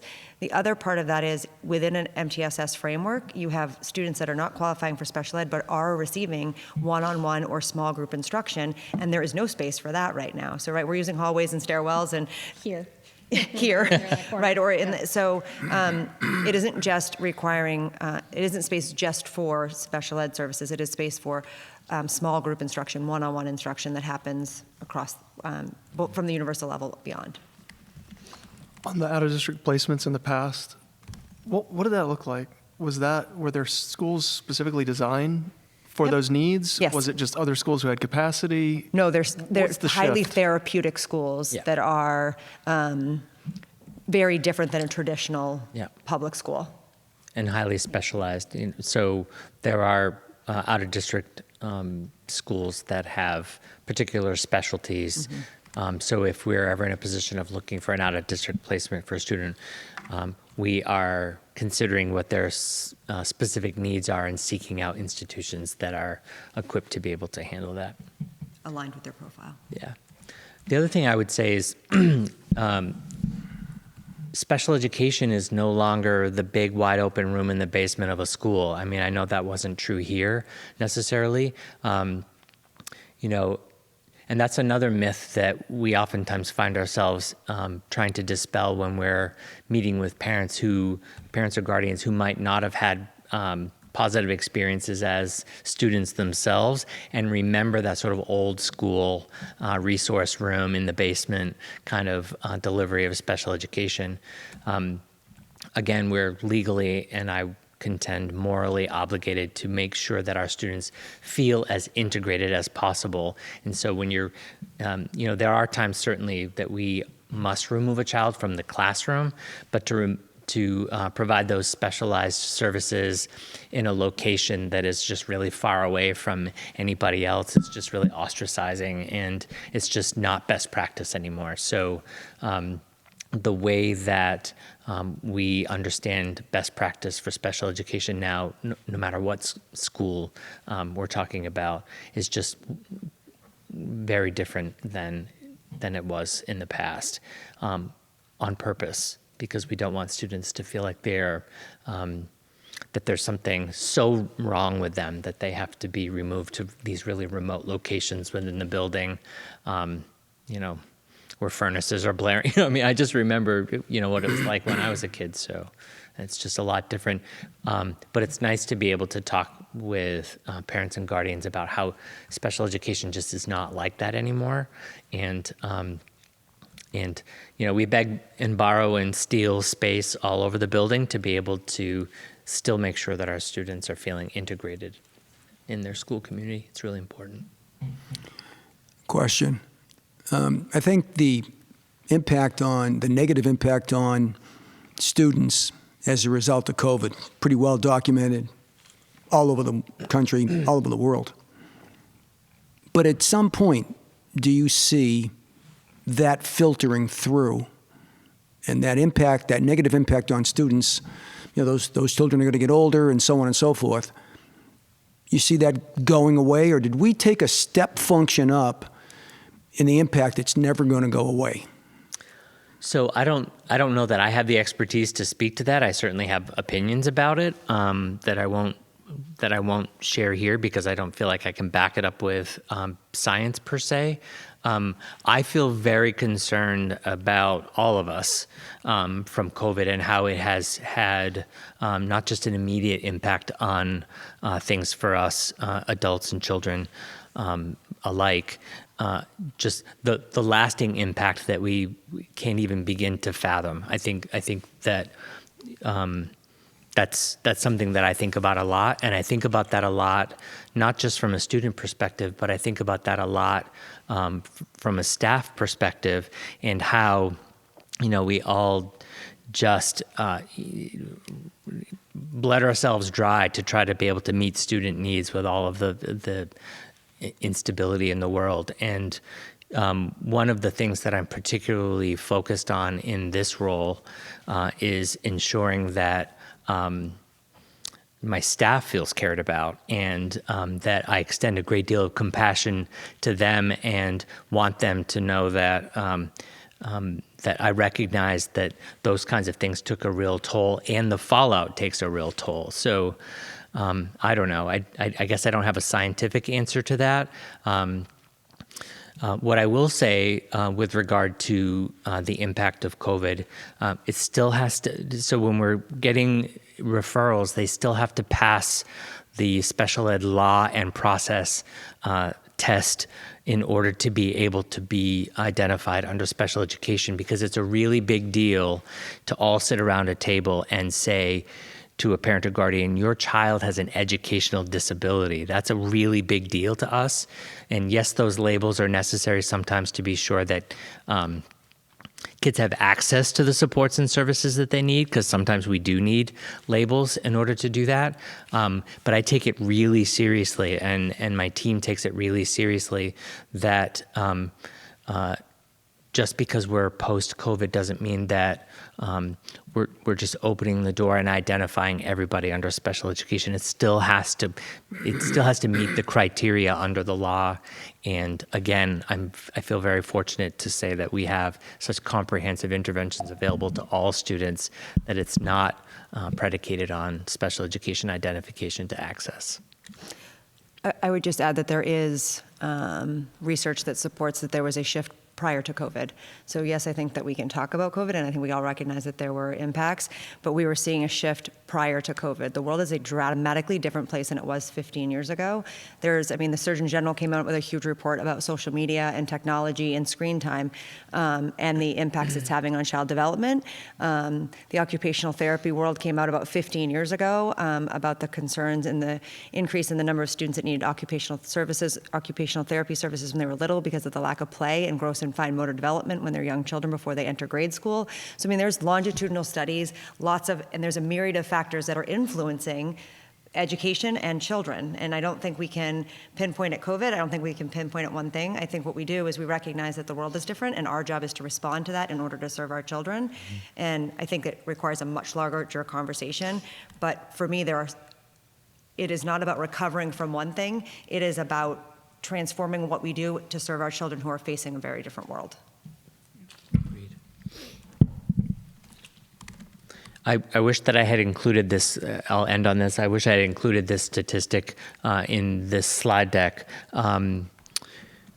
We have over 300 special education meetings per year at Stratham Memorial School, and that includes referrals and reviews and progress updates and that sort of thing. So that also takes up a significant amount of time for the special education department, because it's not just about allocating the time to have these important discussions, it's also all of the special education paperwork that goes along with it. And it's reams and reams and reams of paper, I can tell you that firsthand. So it's not just about the time it takes to support a student adequately, it's all the peripheral things that go into being able to do special education processes and meeting all the criteria for the documentation and such. So it's a big job. Over 300 meetings a year. So. One quick question on that. Is there a difference between the federal law and state law on any of that, or do they? It's a great question. So bifurcated work? Yeah, sure. So we're all under the IDEA umbrella, federal mandates, where there's sort of the federal IDEA law has non-negotiables, and then IDEA gives the states the power to interpret certain parts of IDEA for their own state laws. So there are portions of that interpretation that can vary greatly from state to state. So our obligation is to follow New Hampshire law, special education law, but the New Hampshire special education law has to still adhere to the federal IDEA laws that are on the books. Thank you. Well, thanks for doing such a fantastic job. Sure. I wasn't nervous at all. Thank you for that.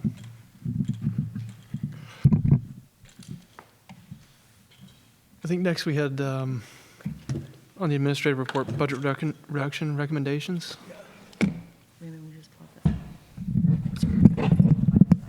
Oh. Kate, do you have a document that you want to share with the board? I just asked Raymond to pull it up.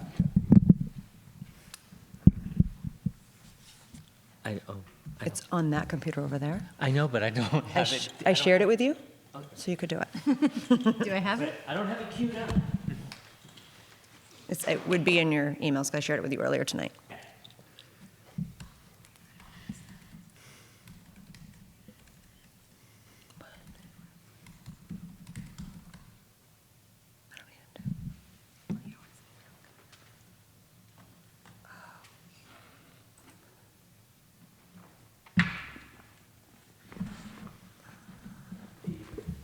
Potential reductions? Yep.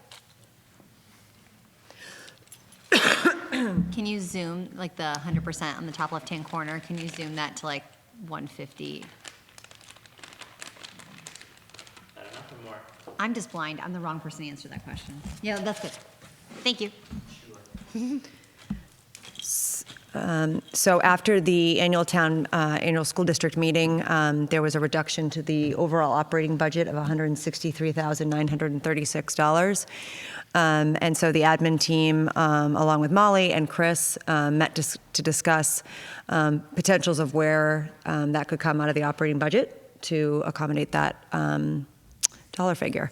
So the one that you're looking at right now brings us to $164,424. So there was $10,000 from the professional services curriculum development. If you remember earlier, I think it was after the public hearing, the board met and we talked about a variety of lines that we could potentially reduce from. This was one of the ones that was included at that time, and I'm bringing it back for discussion. The next is the police details. In the current operating budget as it was proposed was for 2 details a week. I'm proposing that that goes down to 1 detail a week, which reduces that by roughly $14,000. Curriculum and assessment supplies, we had budgeted for a variety of curriculum supplies. This also came up previously, suggesting we reduce it by $10,000, which would affect some science and some social studies. The retirement provision, for a couple of reasons. Typically in the past, we've been able to pay that out of unencumbered funds, which is one of the ways we've done that. Additionally, one of the people that we thought might retire next year actually was retiring this year, so that accommodates for some of that money. New furniture out of admin, we will just do without some new tables and new chairs, we'll be fine. Computer hardware would be a reduction in some of the robotics, and we did get a robotics grant, as you guys are aware. We presented that to you earlier, so we could offset it that way. We did not budget in the FY24 budget for field trips. As you remember, we took it out over a year ago. We had put it back in. I'm suggesting we take it back out.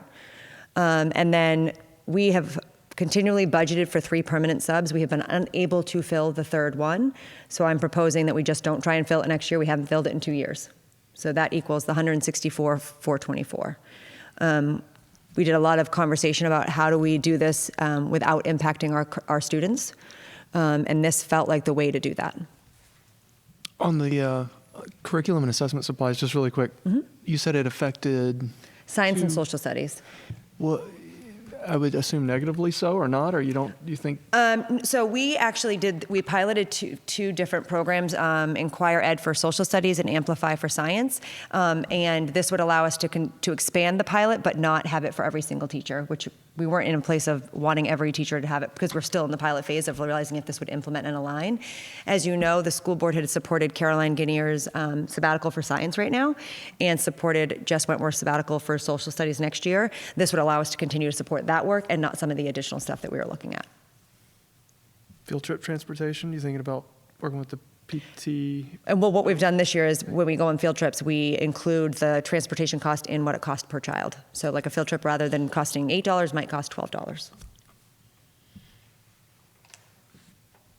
I'll open it up. Obviously, we don't see the MTSS position in here. That is an alternative, yep.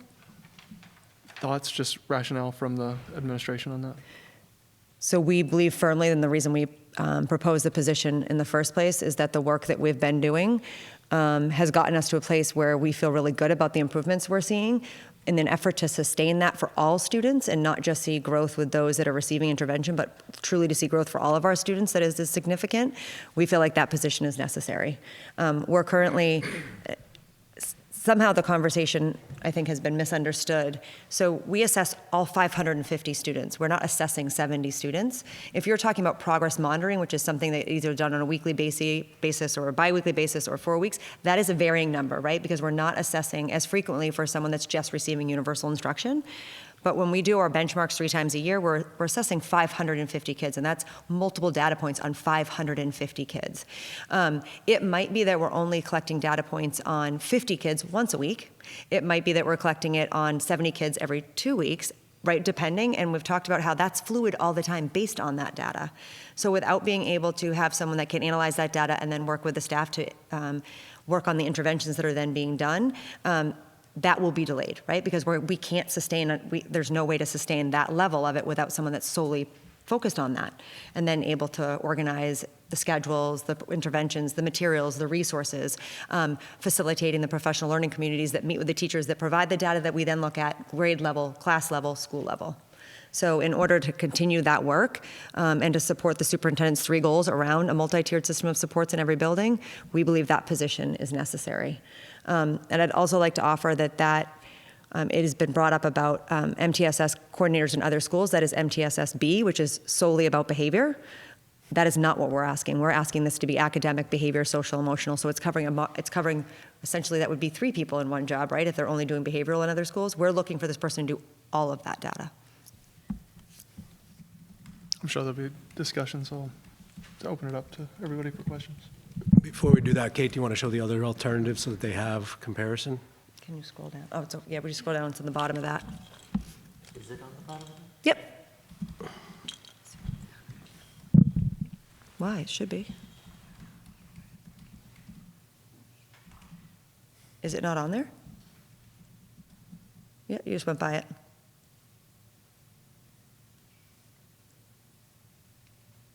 Oh, it's not on there. I apologize, you guys. And There it is. Yeah, it is there, It's okay. Yep, it's there. I was like, wait, am I losing my mind? yeah, I'm like, did I lose my mind? It's right there. the lack of a job description has been brought up a number of times. Can you speak to that? The SAU protocol is that until a position is approved through the operating budget, and because this is a new position for us, that job description is not made public until it's approved through the board, because it has to go through HR to make sure it follows all of the guidelines that are expected for a job posting.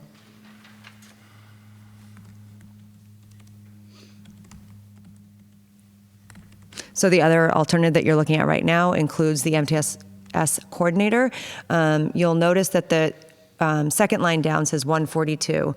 Part of what we had done is we had deducted the $10,000 that we pay for our coordinators for Summer Learning Academy, so we would have to put that back in. So that's where I came up with the 142,851. And then to get to the 164, there was basically an additional, obviously, amount of money. It was, again, the field trips, it was the professional services for curriculum development and curriculum and assessment supplies.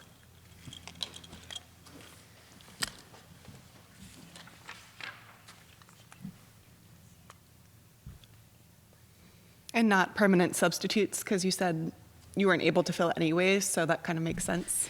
So we've budgeted for 3 years, and we have not been able to fill the 3rd position. So we have 2 now. We're going to have the same 2 back next year. And given that we've been functioning with 2, it feels, as well as actually the ESPs in their negotiations and their partnership with our teachers, especially during COVID, are able to help us with that. So because of our model that we currently have, we're able to utilize them in a very different way when we don't have, when a staff member might be absent. Mm-hmm. But that's not in the alternative, right?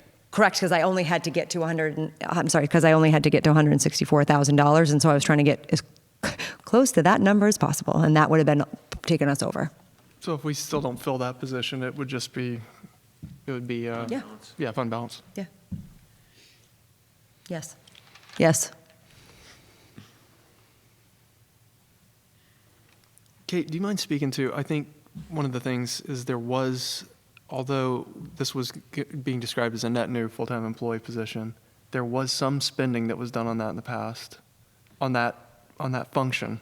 Are you referring to MTSS? Correct. So I think there's a little bit of confusion about that. We have been working with a consultant, it's Affect and Evolve, in the development of our system, and that's why this becomes necessary. We did not have this system in place 2 years ago. So what we've been doing is building that system. adopting the assessments that we're going to use. We've built data teams to analyze that data, so there's been professional development on how to analyze that data, how to properly use the screening tools.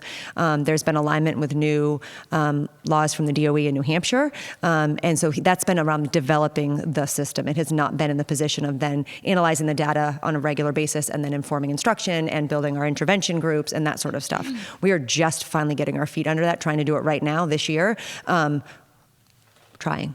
It is not optimized, right? That was the goal of this, is to optimize that, so this is a fluid functioning part of our building every day.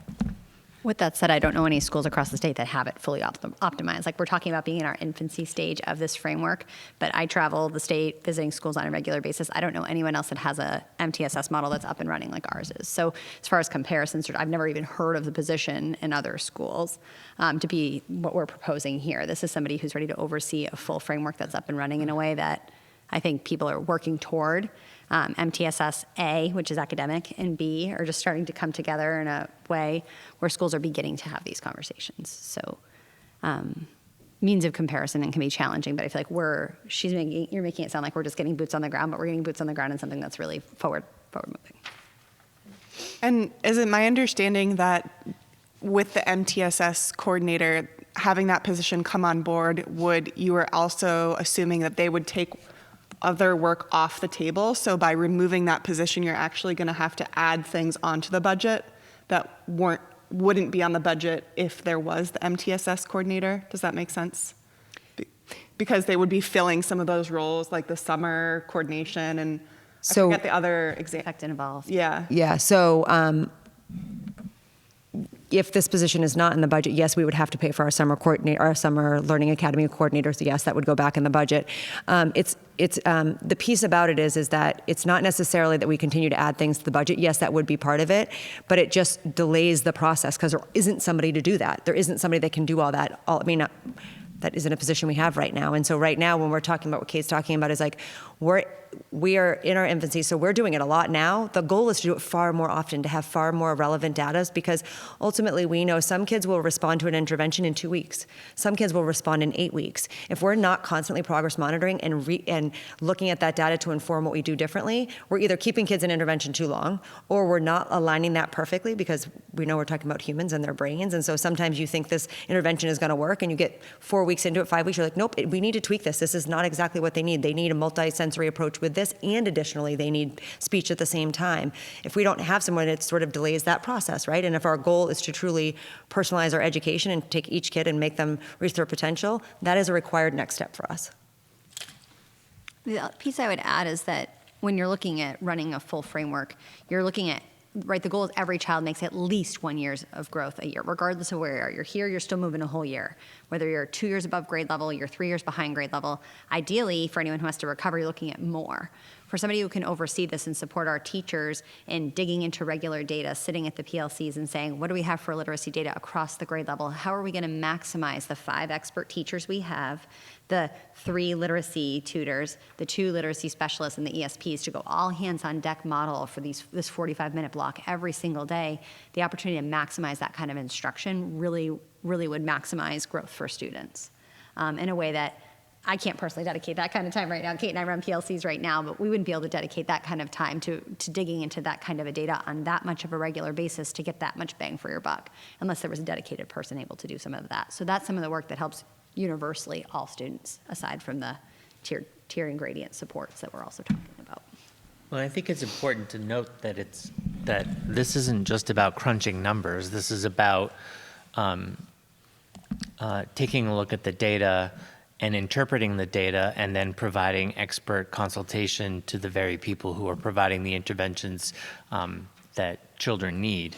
And by having somebody who is able to do all of those functions, the interventionists themselves are also freed up to be able to provide supports and services to students. So I think it's a misperception that this is that this position is about just formulating data or crunching numbers. It's about so much more than that. That allows our teachers and interventionists to have real-time current data at their disposal far more often, and then also to be freed up to be able to provide the supports and services that students need with that expert consultation from the MTSS coordinator as well. I think it's a broader position than just spreadsheets. I think. So I've got a few questions, please. The first one is, how did you arrive at that 152? Why isn't it 189? Why isn't it 78? This seems like an awfully specific number, number one. Number two, do you have a person actually in mind and target? I'm not asking for the name. Do you have a person in mind for that position? Okay. And then the third question I have is, what is that person going to spend or ask for next year? I need this and I need that. I have no idea what it might be, but I know when I went to workplaces, I needed a budget to do my job. So those three questions, please. So the first question, that's the exact figure because that includes like FICA, retirement. It includes their health benefits, their dental benefits. So that's the exact figure based on all the numbers put together. Right, but yeah, I understand that. But you had a salary in mind. I'm trying to figure out how was the salary set? So the position was not it was not in the CBA. It is not a teacher's contract because it's extended. So it looked at, I think, a 215-day contract, and it then became comparable to what would be in the CBA. But it is an extended contract because the teachers work 184 days, and we're looking at 215. So that's where you got that number from. Sorry, what's CBA? That's the collective bargaining agreement. Okay. So that answers your first question. Your second question is, do we have someone in mind? No, this would be a public posting that we would put out. That doesn't mean there might be someone internally that wants to apply, but we don't do that ahead of time. That's something you would put out. You would open it up to the public. And then your third question was, would they need a budget or money? There's potential for that. I don't want to pretend that there isn't, but that isn't what they would need. That would be what we would need in our classrooms. For example, we have come to the board already looking at our data and said we need money to support curriculum. We did that with the handwriting program a couple years ago, and that's based on the data. So that isn't, the budget in our building doesn't belong to a person. It belongs to the systems that support our students. We did that with our phonics program. So we had data and we realized that our phonics program needed updating, particularly in the area of phonemic awareness. And so we piloted some programs and we came to the board and asked for money to support the curriculum. So again, it wouldn't be money that that person needs to do their job. It would be money that we collectively need in order to educate our students based on our current data. That would happen with or without. That should happen.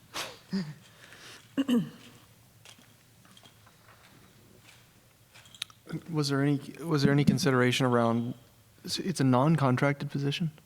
They'd have a contract. They would have a contract. It's called a letter of intent. It's basically what I have. LOI, yeah. Right. So we're not part of a collective bargaining agreement. They would not be part of a collective bargaining agreement. Okay, so there'd be some LOI.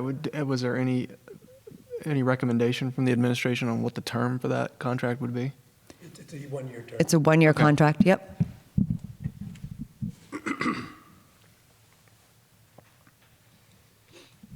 Can you go back to the alternative, please? The first one? Yeah, sorry. No, don't be sorry. Okay. Specifically for the police detail, once a week, is that for how many hours? So the police details, when we met with Chief King, the police details are for 4 hours, and then 4 hours. Each detail is 4 hours. Okay. I think that was like a minimum, right? Like that was the minimum they would do for this long. They must be 4 hours, but they increase exponentially after 4 hours. So you want to stay at 4 hours is what we were told. Police detail. One more. Higher. Higher.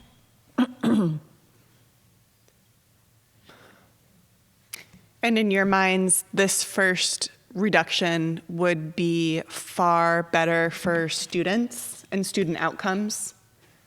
Without question.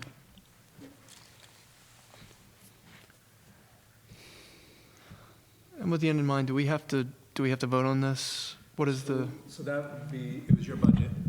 at the annual meeting. So we went back and we looked at alternatives. We heard from the community, make a cut of the 165,000. That's what we walked through and looked at different alternatives. There was a lot of discussion about the MTSS coordinator, so that's why we brought it up, keeping it in, because that was something that we had talked and went through multiple meetings about the need for that, and then taking it out, as there was a lot of discussion about that at different meetings as well. So it's your budget where you would prefer us to make that cut for this year.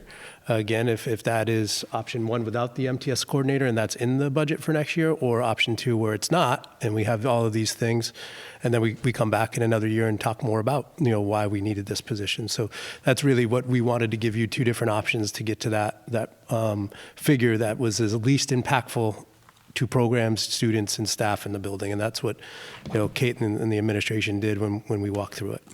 But it does require a board vote, because we're going to come up with new GL entries for the... Right, so then we got to go back, and Molly knows which lines to build and how to build it out, and if we're hiring a new staff member. So it's where you would feel comfortable that we went forward with our budget and which cuts.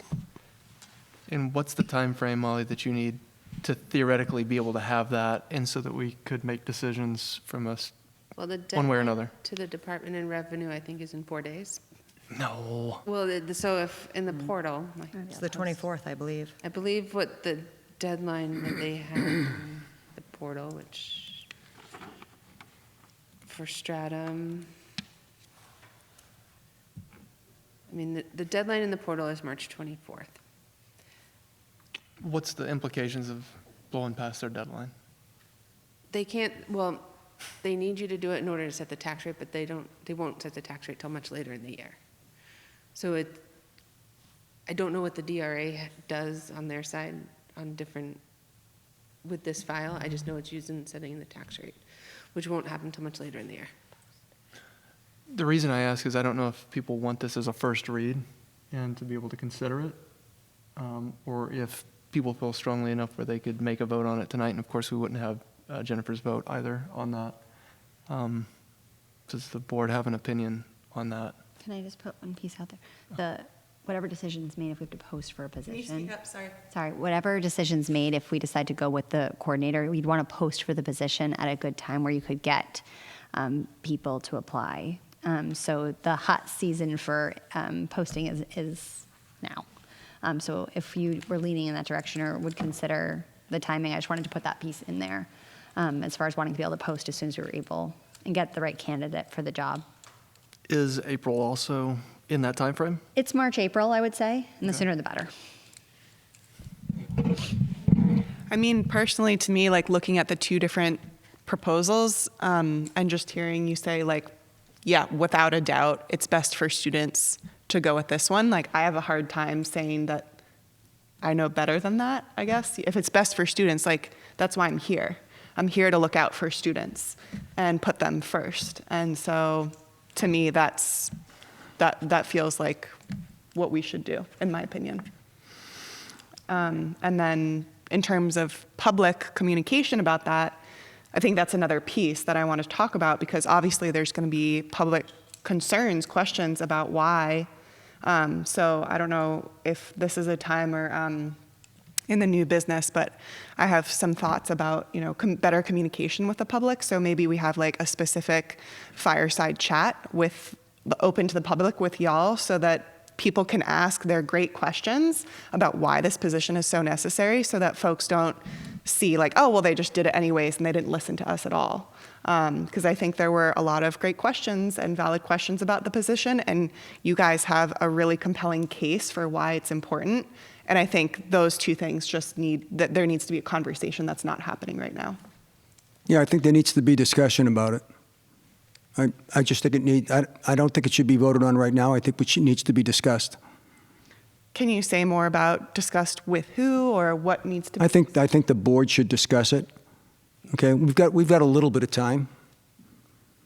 It doesn't sound like it to me. Why don't you bring up your questions or concerns? Well, okay, I guess we are going to discuss it.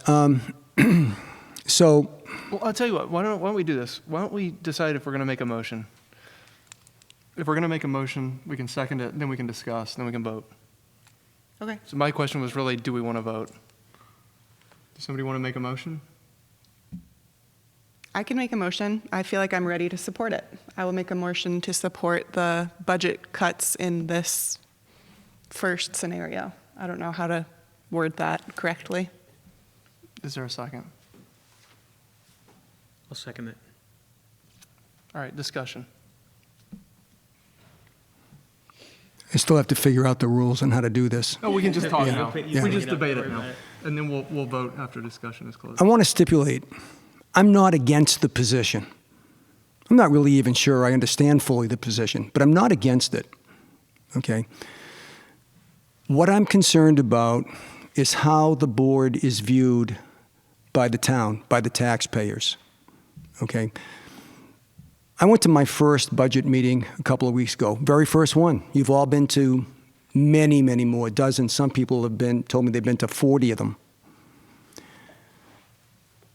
It apparently was an unusual meeting. It was large, much larger than normal. Yes, there was a lot of discussion about this. And I'm sitting there and I'm listening to it all, trying to figure out what it all meant. And now here I am having to make a decision on it. It seemed to me at that meeting that the town was saying, wait, just wait. Give it a year. I'm not saying the position isn't needed. I'm not saying that the teachers aren't doing a lot of work, okay? It may be needed. It probably is needed. But if you listen to the town and wait, then next year the town will say, okay, you listened to us. And that it's a kind of a perception thing as to how the board is being viewed. So I urge you to listen to what they said that day.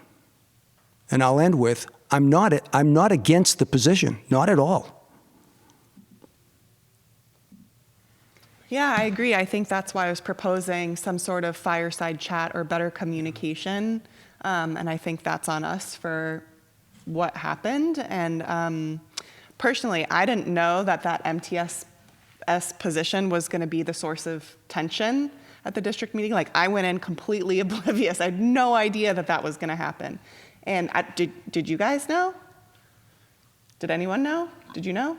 I didn't know. I didn't even know what it was all about. But you guys knew because you had discussions with some of the people who spoke about it. I heard two things. Yeah. I think there was a desire to reduce the budget because of the tax impact. And I think what I thought I heard was that looked like something that was new to the budget, so it felt like that was an easy thing to talk about as a potential area to save money because it was new to the budget. That's what I heard. I don't know that I heard it was particularly about the position. I don't think there's an understanding of the position because people hadn't been to the meetings when we had been talking about it. So I don't know that we could say it's the position. I don't think they know about it. So for me, it was like, that felt like a new item, so it was easy to use that as an example of what should be cut to reduce because they were concerned about their taxes, and rightfully so as citizens of Stratham. Typically, when a recommendation's made at a town meeting, it's for a dollar figure. Yeah, that's right. not. It's just the dollar figure, recommending $165,000 to cut, and that's the end of the conversation. But it became more about specifically how to go about that, which is unusual, very unusual. Yeah, It's really about I totally thinking about agree. I think that's why I'm proposing going with what's best for the students and having better communication with the town about why that was our decision as a board. And having you guys actually take the time to explain to the public and have that dialogue back and forth. And I think that communication piece was really missing in this circumstance. And I guess to me, I feel like listening to what folks were saying. We're listening to what folks were saying by reducing the budget by $164,000, right? And I don't think it's up to us to necessarily, I think we need to respond to what folks were saying, absolutely, but I think the way to do that maybe is to still prioritize students, but to have more communication and better communication about why we're making that decision. That's my opinion. Well, let's also make sure we're clear. It is the job of this board to handle budgeting, to handle policies and governance. It is not our job to dictate how the school is run. So we ask the administration to provide a result for the kids, the students. We provide budgeting and financing, we provide policies, and we provide governance for that. For us to dictate staffing, in my mind, and I'm happy to have this debate, clearly oversteps into how to run the school, and that is not our charge. So I think a lot of this has started, again, back to COVID, which is becoming a sad tale, but, there was a lot of questions on student outcomes, so we asked the administration to start reporting on that, and they've done a fantastic job, been very clear, very data-driven, very transparent. We've asked the administration to put plans on how we're going to continue that improvement, and they've been doing that. And so I think I agree, it's our charge to listen to the town and say, okay, we have budget constraints that we need to enforce, and that's fine. I totally understand that. I think we do not have the authority or even the right to say that the administration can or cannot staff in certain ways, because we're not principals. None of us are educators. We're representatives of the town, and so as the town members, we say, okay, here is the budget, here's the constraints we have to work in. What do you recommend as getting us the best outcome for our students? And they're clearly doing it. And from my mind, we've had a very positive track record coming out of COVID. And so I would therefore argue further, we are not in any position to disagree with that. It's not our place, and none of us have the education, the experience, the wherewithal, none of us have done the homework to say whether or not that is a good or a bad thing. And so that's why I'm willing to support it, because we've seen the positive curves. They've done what we've asked them to do. We've heard the town with the budget reduction. And so in my mind, it's the right thing to do. Listening to the people that night, I think one of the arguments was, it was another administration position. They're not against it. They wanted to wait and see if there were alternative ways to do it. Now, the AI thing, by the way, I agree with you. I read something just today that AI has security issues. So, yeah, you brought up a good point. So I just want to reiterate that it certainly is a communications thing, okay? I'm trying to listen to the town. I'm not an educator, okay? I'm not an educator. I'm trying to compromise and bring it together. So this position is going to go into place, and for that person and for the town, it's a long-term thing. It's going to outlive a lot of us. Me first, probably, okay? So I'm saying don't rush into it, okay? The board will be viewed as being listening and being more in tune, and maybe in the next year, the position goes in and everybody's happy about it. The town's happy about it. The school's happy about it. It's just waiting a little bit. It is a compromise. I'm not suggesting that we are trying to tell the school what is best for the children. I don't want to be misconstrued that way. I'd like to just add on to what you said, Ken. I think we set very high level expectations around academic achievement. We set it sort of nebulously, even though I had a personal preference around about a 15% increase, and we did that. We have yet to see what testing, which is going to go on this month, I think this month. They just completed writing. Completing writing, right. Reading and math is not until May. And we will see what the outcome of that is in the fall. Hopefully they're suggesting the turnaround might be quicker this year. That'd be fantastic. That'd be great. Summer. Maybe they're using AI. They are. They do partially. They for do partially handwriting. for For writing. the writing. I know, I saw that. It's crazy. But in that way, I agree with you. We've asked them to do something. We've given them the freedom to make recommendations, to bring back to us how they can do that. And I am supportive of that. I anticipate that we will also see very marked increases. I think we were going to get very close to that, hovering around 80. That's where we ideally want to be. I do. I think it's aspirational, but I would love to be around that for both categories of reading and math.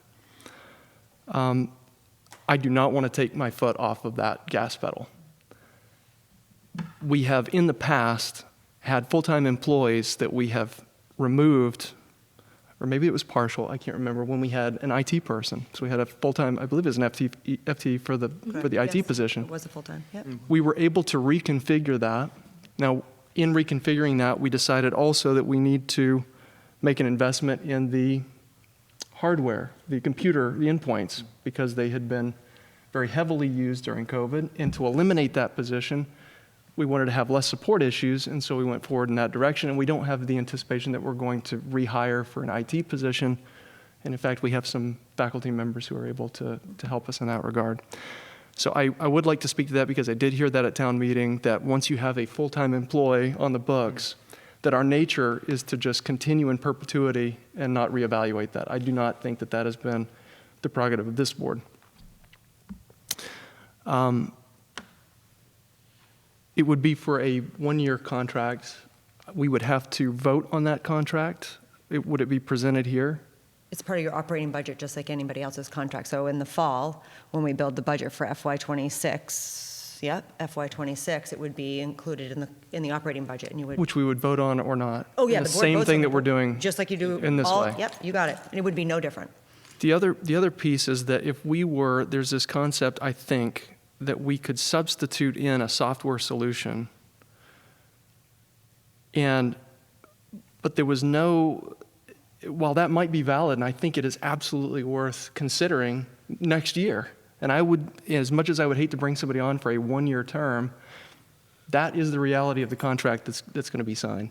And we have the ability to reevaluate that at any time if there are better solutions that are out there, more streamlined solutions, more effective solutions. That's going to come with a cost. So while it was presented by the town that AI might be a great solution for that, the town still wanted to reduce the budget. They didn't make a concession towards installation, maintenance, et cetera, of that software solution. Training. Which could very easily be very close to $50,000, $75,000. So I am supportive of option number one for those reasons.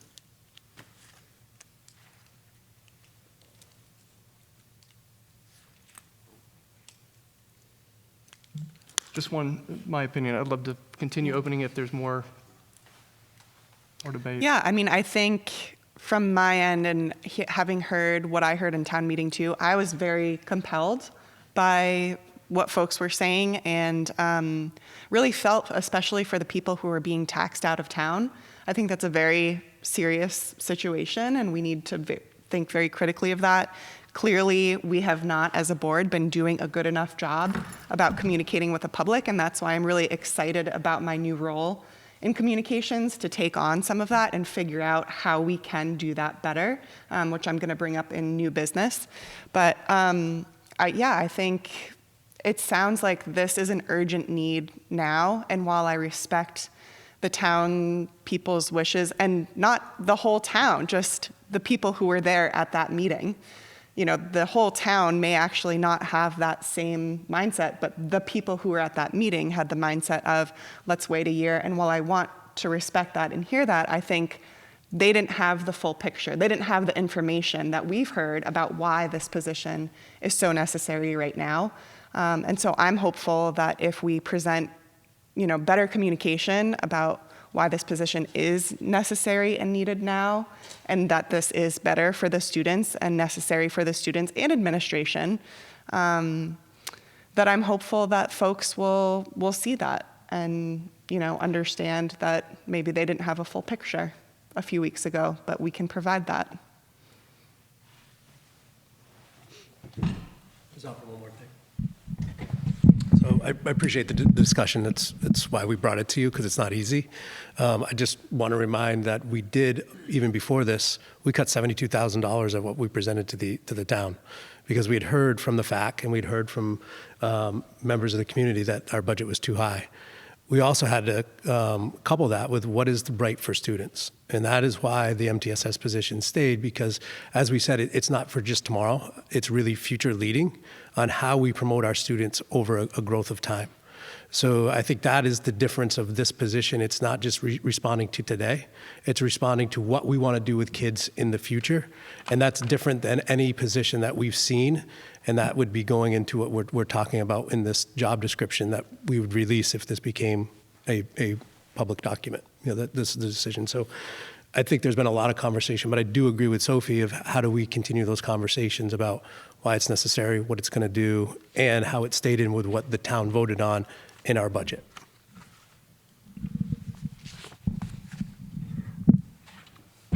I think I heard the town loud and clear. I don't think that the MTSS position, everything hangs on that. I do think it's an overall reduction in our budgets. I think it's a reduction in cost per pupil. I think it's our intentions around the building projects, and all of those things need to have very serious budget considerations. Is there any further discussion before a vote? Don't you need Jennifer here to vote? Not unless it's a tie. It's quorum with 3. Yeah, quorum is 3, at least 3 board members of the 5. It was just going to be a courtesy to extend to her to be able to vote, just because she's not here. Do you want me to restate it? I would like to make a motion to support the first budget reductions as proposed. I have a question about voting. So can you vote with objection, or if you have an objection, you just vote the other way? How does that work? You could do yes, yes, no, or abstain. And certainly happy to hear any commentary that you have around your vote. Everybody's looking at me. Is everybody voting? No, just because you were No, talking. 'cause you were asking. Yeah, No, just making okay, sure. thank you. You've answered my question. Yeah, do you feel ready to vote? Or do you want to have Yeah, more discussion? Sure, yeah. Okay, so aye. Aye. Aye. Abstain. Thank you. Motion passed. Thank you very much. All right. Is there any, I think everything's covered there within the administrative updates? Nope. No? We have one administrative update about PFOAs, which are, is that okay, or you want me to, yeah? So PFOAs are a chemical that, I'm sure you've heard about it, they're in the water and the soil, and so the federal government has standards at which they use to measure. I'm sorry, there's no public I know I'm comment. out of line, but I didn't hear what the full complement of that proposal was, because I can't hear you from back there. Could we bring it back up? And I'm Yep. happy to just restate what option 1 budget reductions were included in option 1.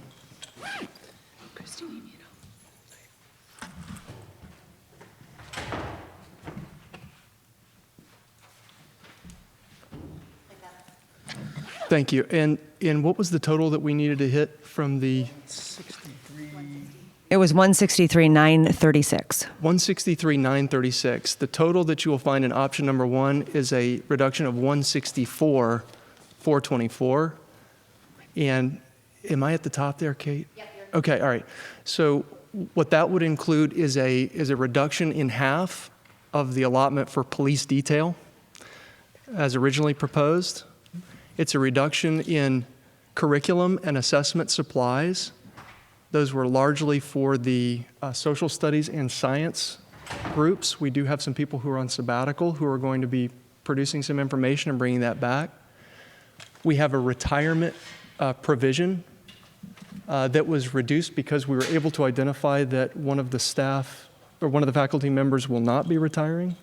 One of the faculty members is retiring this year. We thought it was going to be next year when we built that, and is actually retiring this year. This year, okay.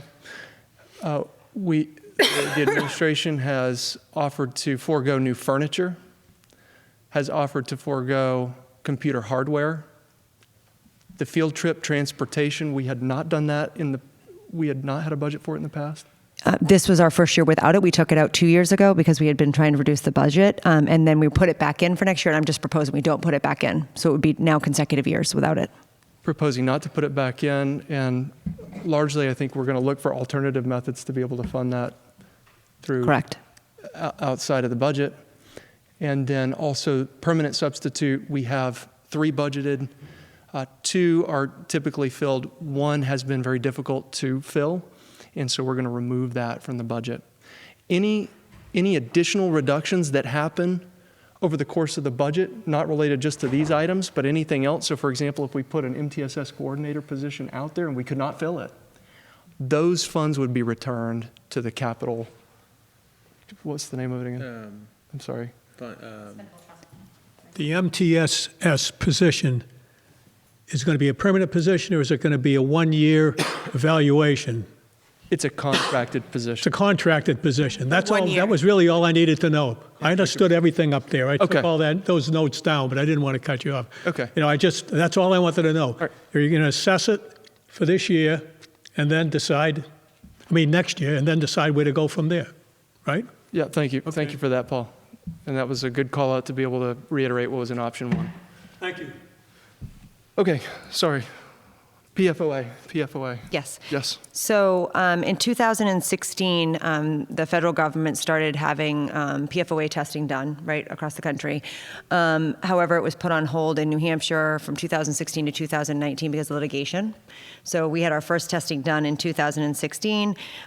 We had negligible amounts in our water at the time, so that wasn't measurable for us at the time. It started quarterly sampling in 2019, again, in New Hampshire. And at the same time, New Hampshire's standards for what's acceptable is much, much tighter than the federal standards for PFOA. So for the start of it, we were okay. And now our water, the levels are too high in our water. So what the New Hampshire government, how they're managing that is it's done quarterly. If you have 4 tests that are above the acceptable levels, you have to remediate. That is the expectation from the state of New Hampshire. So we have had 2 that have been negative. What we have been told by both the state and the companies that we've been working with is that typically once it is above levels, it doesn't reduce itself. It gets higher and higher. You get higher concentrations in your soil than it is in your water. So in an effort to be prepared to respond, if they continue to be above what is acceptable. We have been working with Second Wind, which is a company that has been working with our school for a number of years, and Smith Plumbing. There's essentially one solution to remediate our wells. We have 2 wells. They're across the street. I'm sure you're familiar with our pump house. The solution is to have installed a really high-tech filtration system. In addition to doing that, so there's, our water is also very hard water, so we have to have a water softening system in order to have a really effective filtration system. So it has to be softened first before it goes through the filtration system in order to have the filtration system that works at a high level, because they can only guarantee the filters if you have a softening system, water softening system. So when this was brought to Tim and I's attention, we were not going to sit and wait on it and wait till see. Let's get ahead of it and know what our options are, so that because what we've been told about it most likely will not reduce itself. And so we've been working with that, and I just wanted to bring it to the board so you knew ahead of time. Our 3rd sample was taken about a month ago. We have not gotten the results back yet, so we're waiting on that. The next sample will be taken somewhere between April and June. They kind of put it in quarterly. They don't tell you when they're coming. They just come and do it. So I just want to share that with you and then let you know what the solution is, and that's the solution for that. And I also wanted to kind of give you a ballpark or figure of what that would be, because I think this is obviously unanticipated and unexpected. So the entire thing, which would also include the installation of what's called a dry well, which is where the water is backwash, which you have to have in order to have a properly working filtration system with a water softening system, would be roughly $43,000. I just wanted you to be fully aware and answer any questions you might have about it. So would that come out of the fund balance that we have for this year? The board has multiple options for that. Okay. You could take it out of unencumbered funds at the end of the year. You could take it out of your facilities trust fund. So there are 2 options, because this is an unanticipated, there's no way to budget for this. This is something we didn't know. So those would be your 2 options at this time. Just recall, this is the Attorney General. We brought this to you back in October about the lawsuit. Any money that we would spend, we'd obviously start putting into a file that we would be part of that lawsuit. That's what they'd ask you to do. Anything we need to do to mediate the situation, would be looking to get funds back in that lawsuit. So it's needed, it's necessary. You know, we're going to bring multiple quotes to you before we can make a decision, but Kate wanted to bring it up so you're aware of it, that we're working on that solution. We are also meeting with the state on Friday. Myself, Tim, and Chris are meeting with the state on Friday to talk about this because any remediation has to be approved by the state. And around the quotes, there are very limited companies that do this work. So we have already been trying to get other companies, but they're so limited. So we will continue to work through that, and the state may have a recommendation for another company that we are unfamiliar with, but we've been partnering with Rusty to try, just because it's important to have multiple perspectives on this. But we meet the state on Friday to see if this remediation plan would be something they would approve. I missed it. What's PFOA? You're going to ask me that. I'm not going to be able to pronounce it. It's the same thing as PFAS. Have you heard yes. of PFAS? So Chemical. Yeah, it's a chemical. It's a chemical. Chemical. Yeah. So we also test for PFOS as well. Right now we are in negligible amounts, but that was the case for PFOA before as well. We asked for clarity. The filtration system we were talking about would do both of those chemicals, which is important to note as well. So I'm glad you brought that up, Sophie. Is the limitation on suppliers because we're a municipality? Because the technology of a dry well and what's probably an RO system is not. I mean, most of the houses in New Hampshire have those systems. My understanding is it's working within the state guidelines, reduces the number of companies that actually want to do that. Is this chemical unique to, like, this facility? I mean, do people have this in their homes? I'm just curious. They could. It is my understanding, and this is based on very limited in reading the local newspapers, but I believe there's some correlation to the Portsmouth Portsmouth Peas, whatever it was before. I'm struggling with the name. But it was a chemical that was used frequently at that facility. And so it is, I believe it's very common for this area to be tested frequently for this reason. And in fire retardants, so near fire stations is often, I have heard it's been found a lot. It's actually found in some of the chemicals that have been previously used in schools, which is going to be a conversation that we're going to have because it's currently in several of the chemicals we have to use on our floors. So it's a further conversation. And the timeline on having to reach a decision about that? Because obviously you guys are trying to get more quotes, you're having more conversations. Yeah, I think we'll be able to have probably the quotes and more information at our April meeting so that we can get a kind of a motion of where you want to go with the quotes we bring in to get it immediate as quickly as possible. So looking at our trust fund balances, our building repairs and maintenance is about 200,731. And so we could do that, or projected end year balance around 700,000. Those are the two pools that we could choose. Yes, those are your two pools. And in years past, it's been what has been done here in particular is approval of up to expenditures amounts, and assuming it's in the unencumbered, we'll go there first. If not, then we would go into the trust fund. That's been done by this school board before, and other elements of fire panel, things of that nature, because the board's prerogative before was not to reduce the trust fund if they didn't need to because of things in a 35-year-old building that pop up.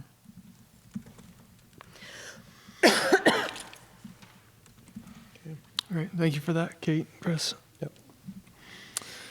Old business, I don't recall that there was. Do we need to make a motion for that or no? No, I don't think so. I think Okay. we still have time. April is when we anticipate our first hard look at it, right? That's what we're aiming for. Yep. Okay.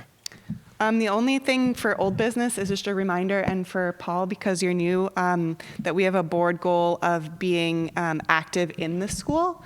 And so one thing that we're encouraging board members to do is to come and participate in the school and kind of shadow a certain class or for a certain amount of time. And that's something that I haven't been able to do yet this year, and I was going to reach out and say next week I would love to come.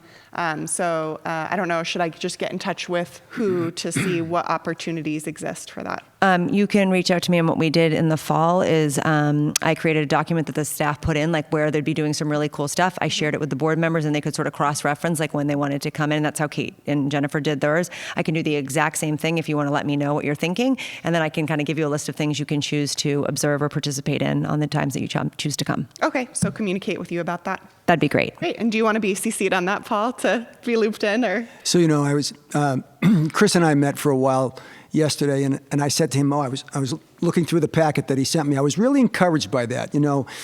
It's been 57 years since I've been in a grammar school. How about that, right? And I'm sure things have changed a lot. I would love to shadow. I would love to sit in on, some classes and see how things are done today. I'm sure I'll be shocked.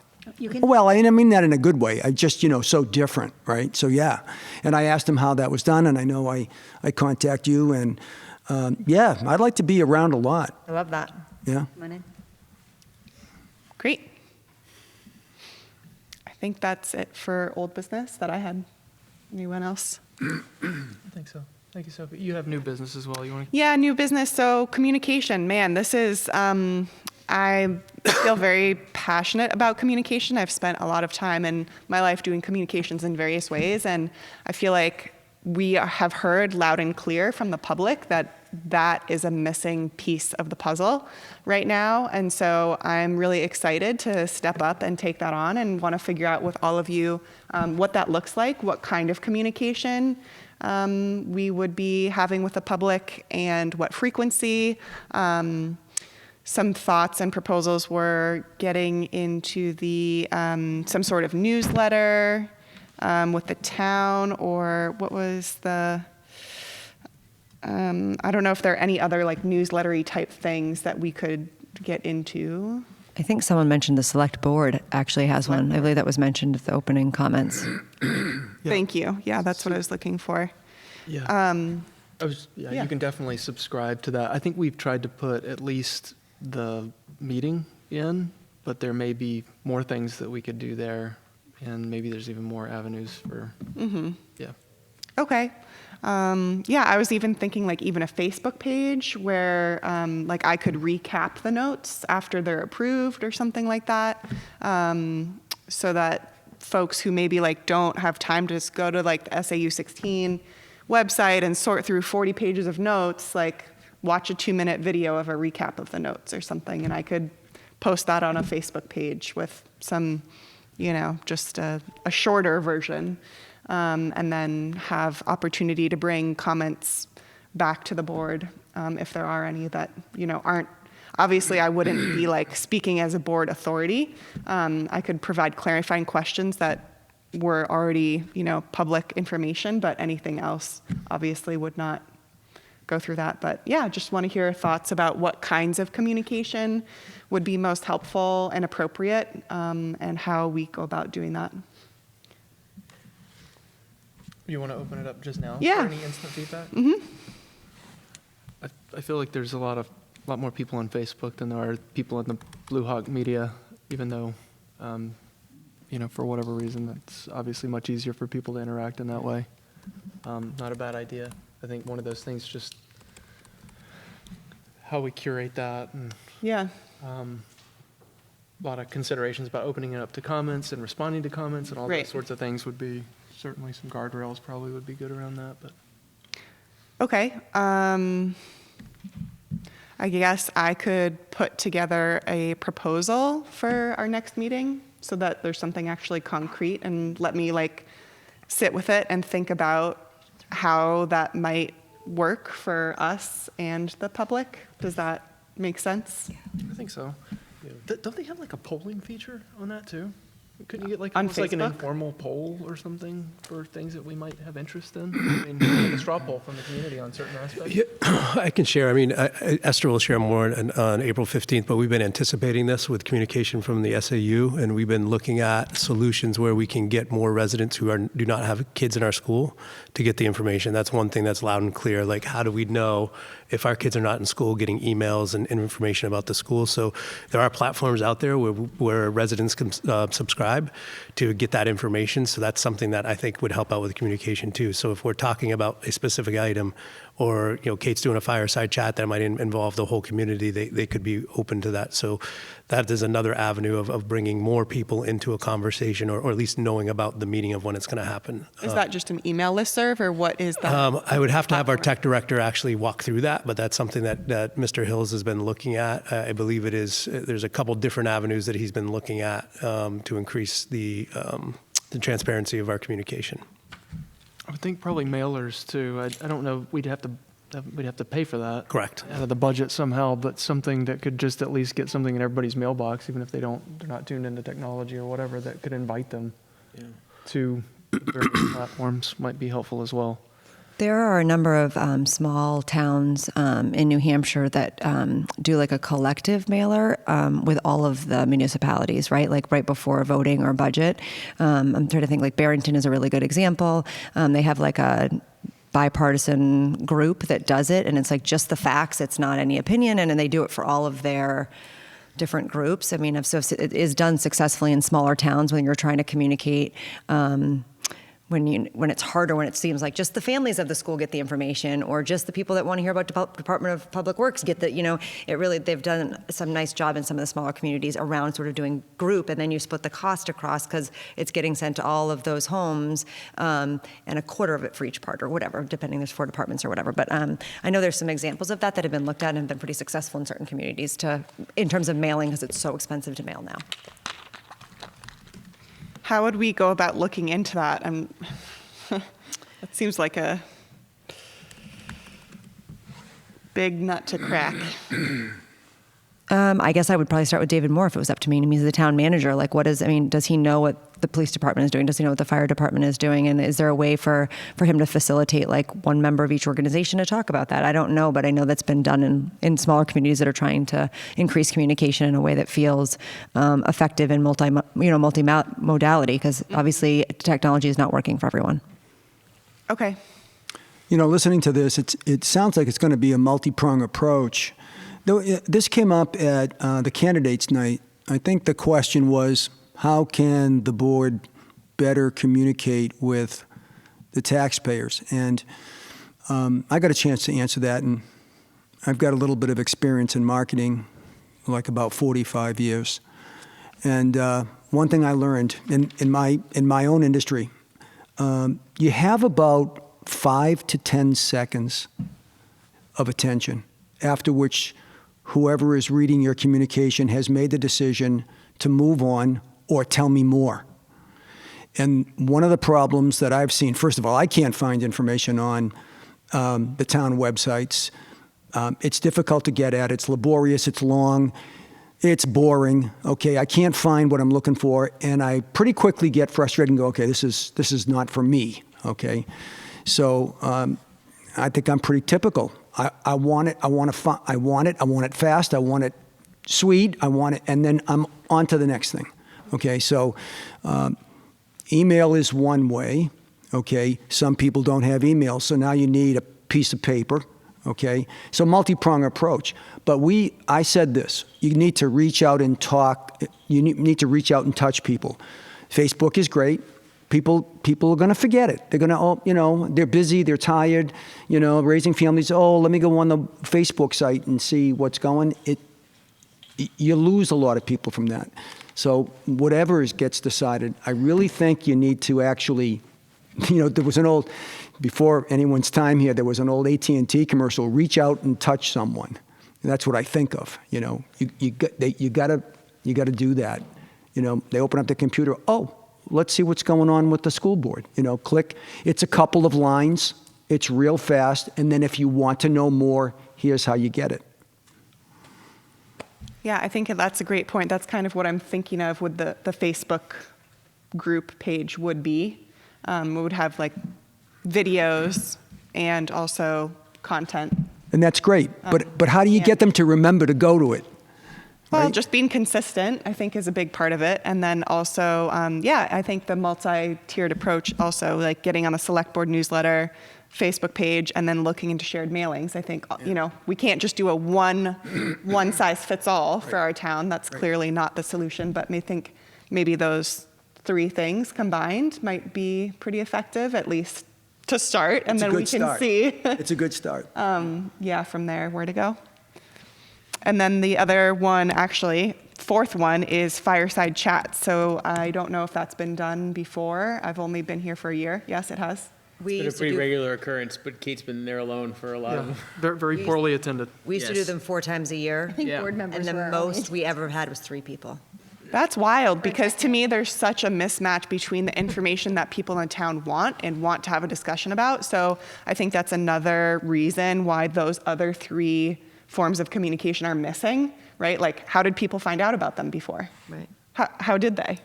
How would you know about it? So newsletter, and then I partnered with David to get it out to the general community. But I mean, that was David Moore being the town manager, right? Gotcha. That was- Yeah. And maybe that's one of the reasons I was thinking about like the polling too. It'd just be interesting to have people, what do you want to hear about? And if this is of interest, then I think we're going to get maybe at least the people who say that's of interest to come and listen Absolutely. and participate. Yeah. I love your optimism. I know. Well, it's human nature, right? I mean, we become We should try, interested I in things think we when should try become everything. interested. We've done, that was like where to have them. the topics came from, what we asked the families what they wanted, right? So, and granted, we're talking beyond families, 100%, and I love the optimism. We can continue to do that, for sure. Yeah.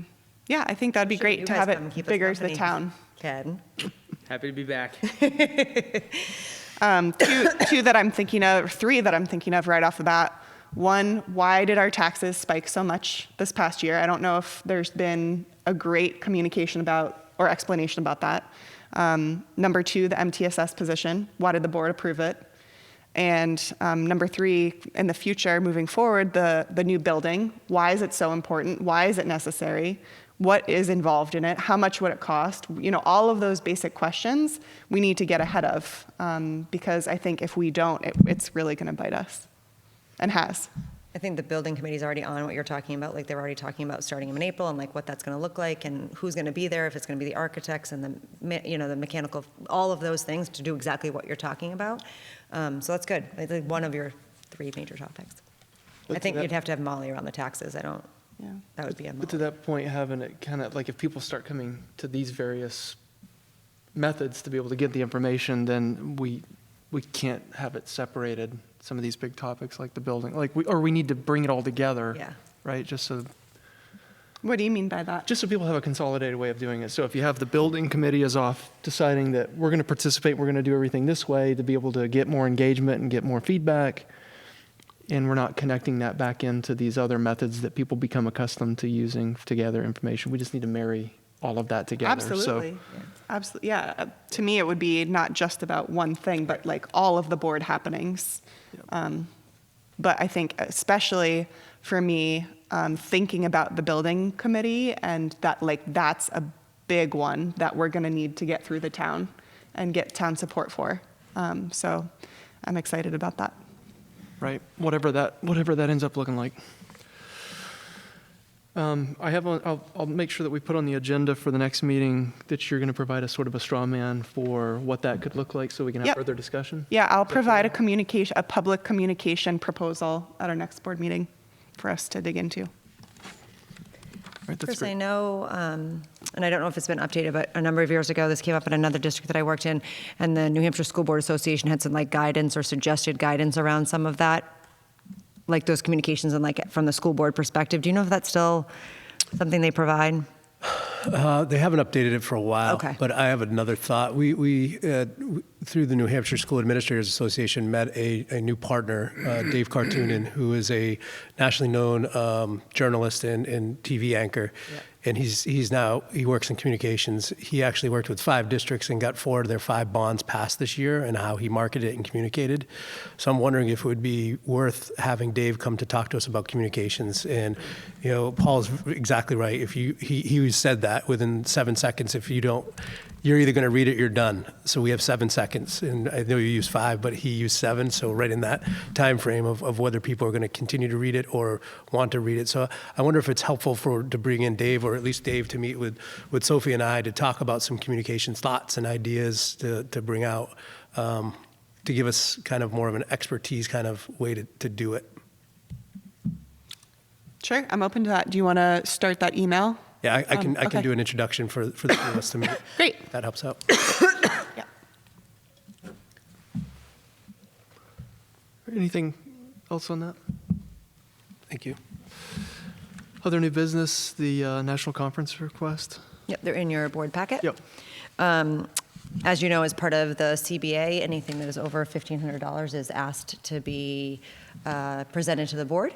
So we have 3 kindergarten teachers that would like to go to the ISTE conference, which is an annual national conference with regards to technology, STEAM, engineering, and lots of focus on AI. But we typically usually we send 1 or 2 people every year. It's most often Steve Gagnon. A couple of years ago, we sent Jen Neal and Kelly Whedon. And the kindergarten team would really like to go to see how, to think beyond sort of just iPads and things, but really getting into coding and robotics and AI and things like that. And what that looks like, with 5 and 6-year-olds versus what that looks like with 9 and 10-year-olds is dramatically different and should be. And so they'd really like to explore that and learn more about it. Kate, just for the benefit, or Chris, for the benefit of Paul, perhaps, just in terms of what we have certain agreements with our CBA, certain requirements. So Paul, part of the teachers' collective bargaining agreement is that they're allotted money towards their professional development, their professional learning. That can be used in a variety of ways. It can be used for a workshop. It can be used for a college course. And anytime they make a request to spend more than $1,500 on one opportunity, unless it's a college course, they just bring it to the board to tell the board that this is what they would like to do, and the board either approves it or doesn't. Although most often, if it aligns with their current goals and aligns with SAU-wide goals, the board chooses to support that. So we had 3 kindergarten teachers make a request, and what we asked them to do is make it a couple of months in advance. And so that's why the conference is not until June, but that's why they submitted for the March board. Thank you. Yeah, of course. Do we anticipating any other requests throughout just for the end of the academic year? I have not heard of any others, but it's hard to know until they submitted them to me. But I don't know of any other national conferences, and Chris, you might not either, that I'm thinking of that comes up in the next couple of months that I can think of, and we usually know when our national conferences are going to come up. There's nothing on the horizon. That's what I felt like any of the ASCD things, NCT, NCM, they've all already happened for this school year, so I don't anticipate anything large coming up. What's the last day of school? It's currently the 12th of June. Okay, so this is June 22nd, so it would be after the school year. Correct.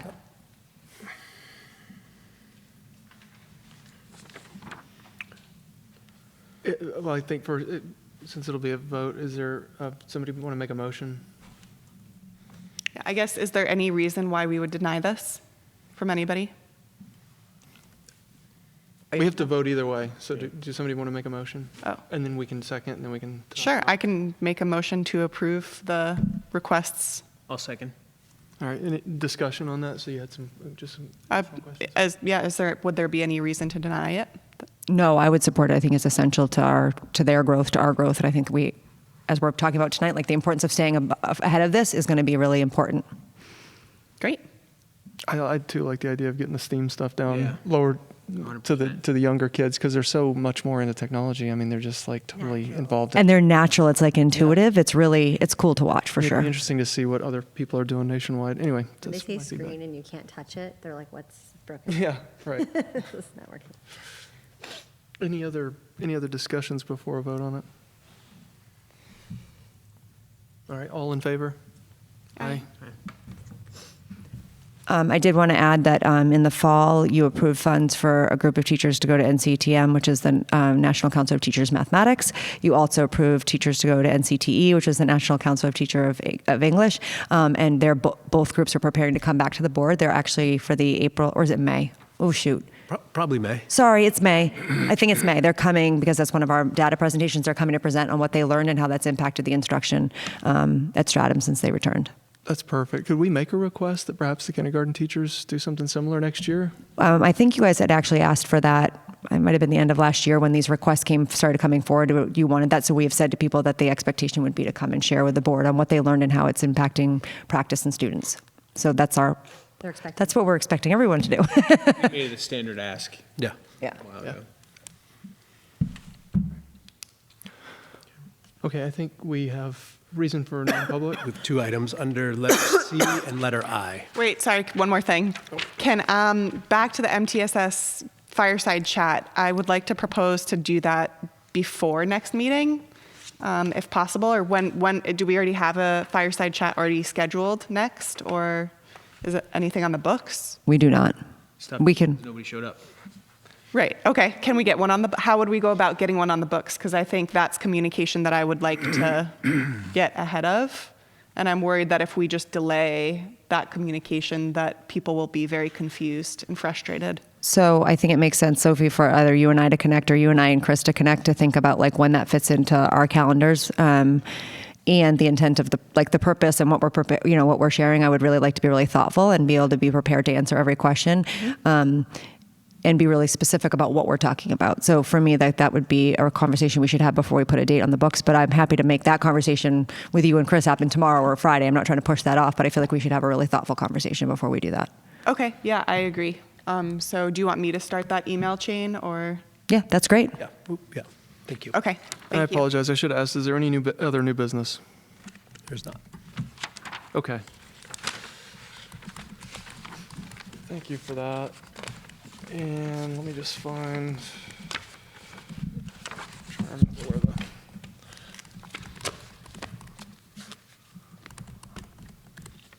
Let me just bring up the RSA. You'll tell me which one's right. So we are going to be going into a non-public session for RSA 91A3, subsection 2, and it is for A. Letter C and letter I. Letter C and letter I.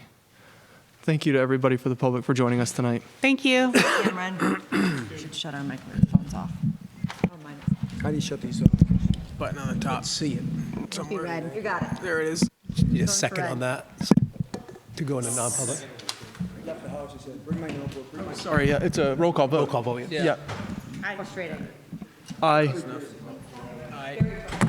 Paul, thank you. I'm sorry, it was a roll call vote to go into non-public. My apologies. Aye. Okay. Thank you. All right, wanna meet longer. we're back in public session. Oh, we're back in public. Oh. So, yeah. These have to be on? Yeah, leave it on. Yes, yep. please. Oh. All right, so we have a motion on the table to approve the certified staff member list for 2024-2025. Do I have a second? I'll second. Nope. You can have it. Take it. Paul? All in favor? Aye. Aye. We have a second motion on the table to approve security enhancements up to $72,000. Do I have a second? I'll second. Ken? All in favor? Aye. Aye. Motion to adjourn? Second.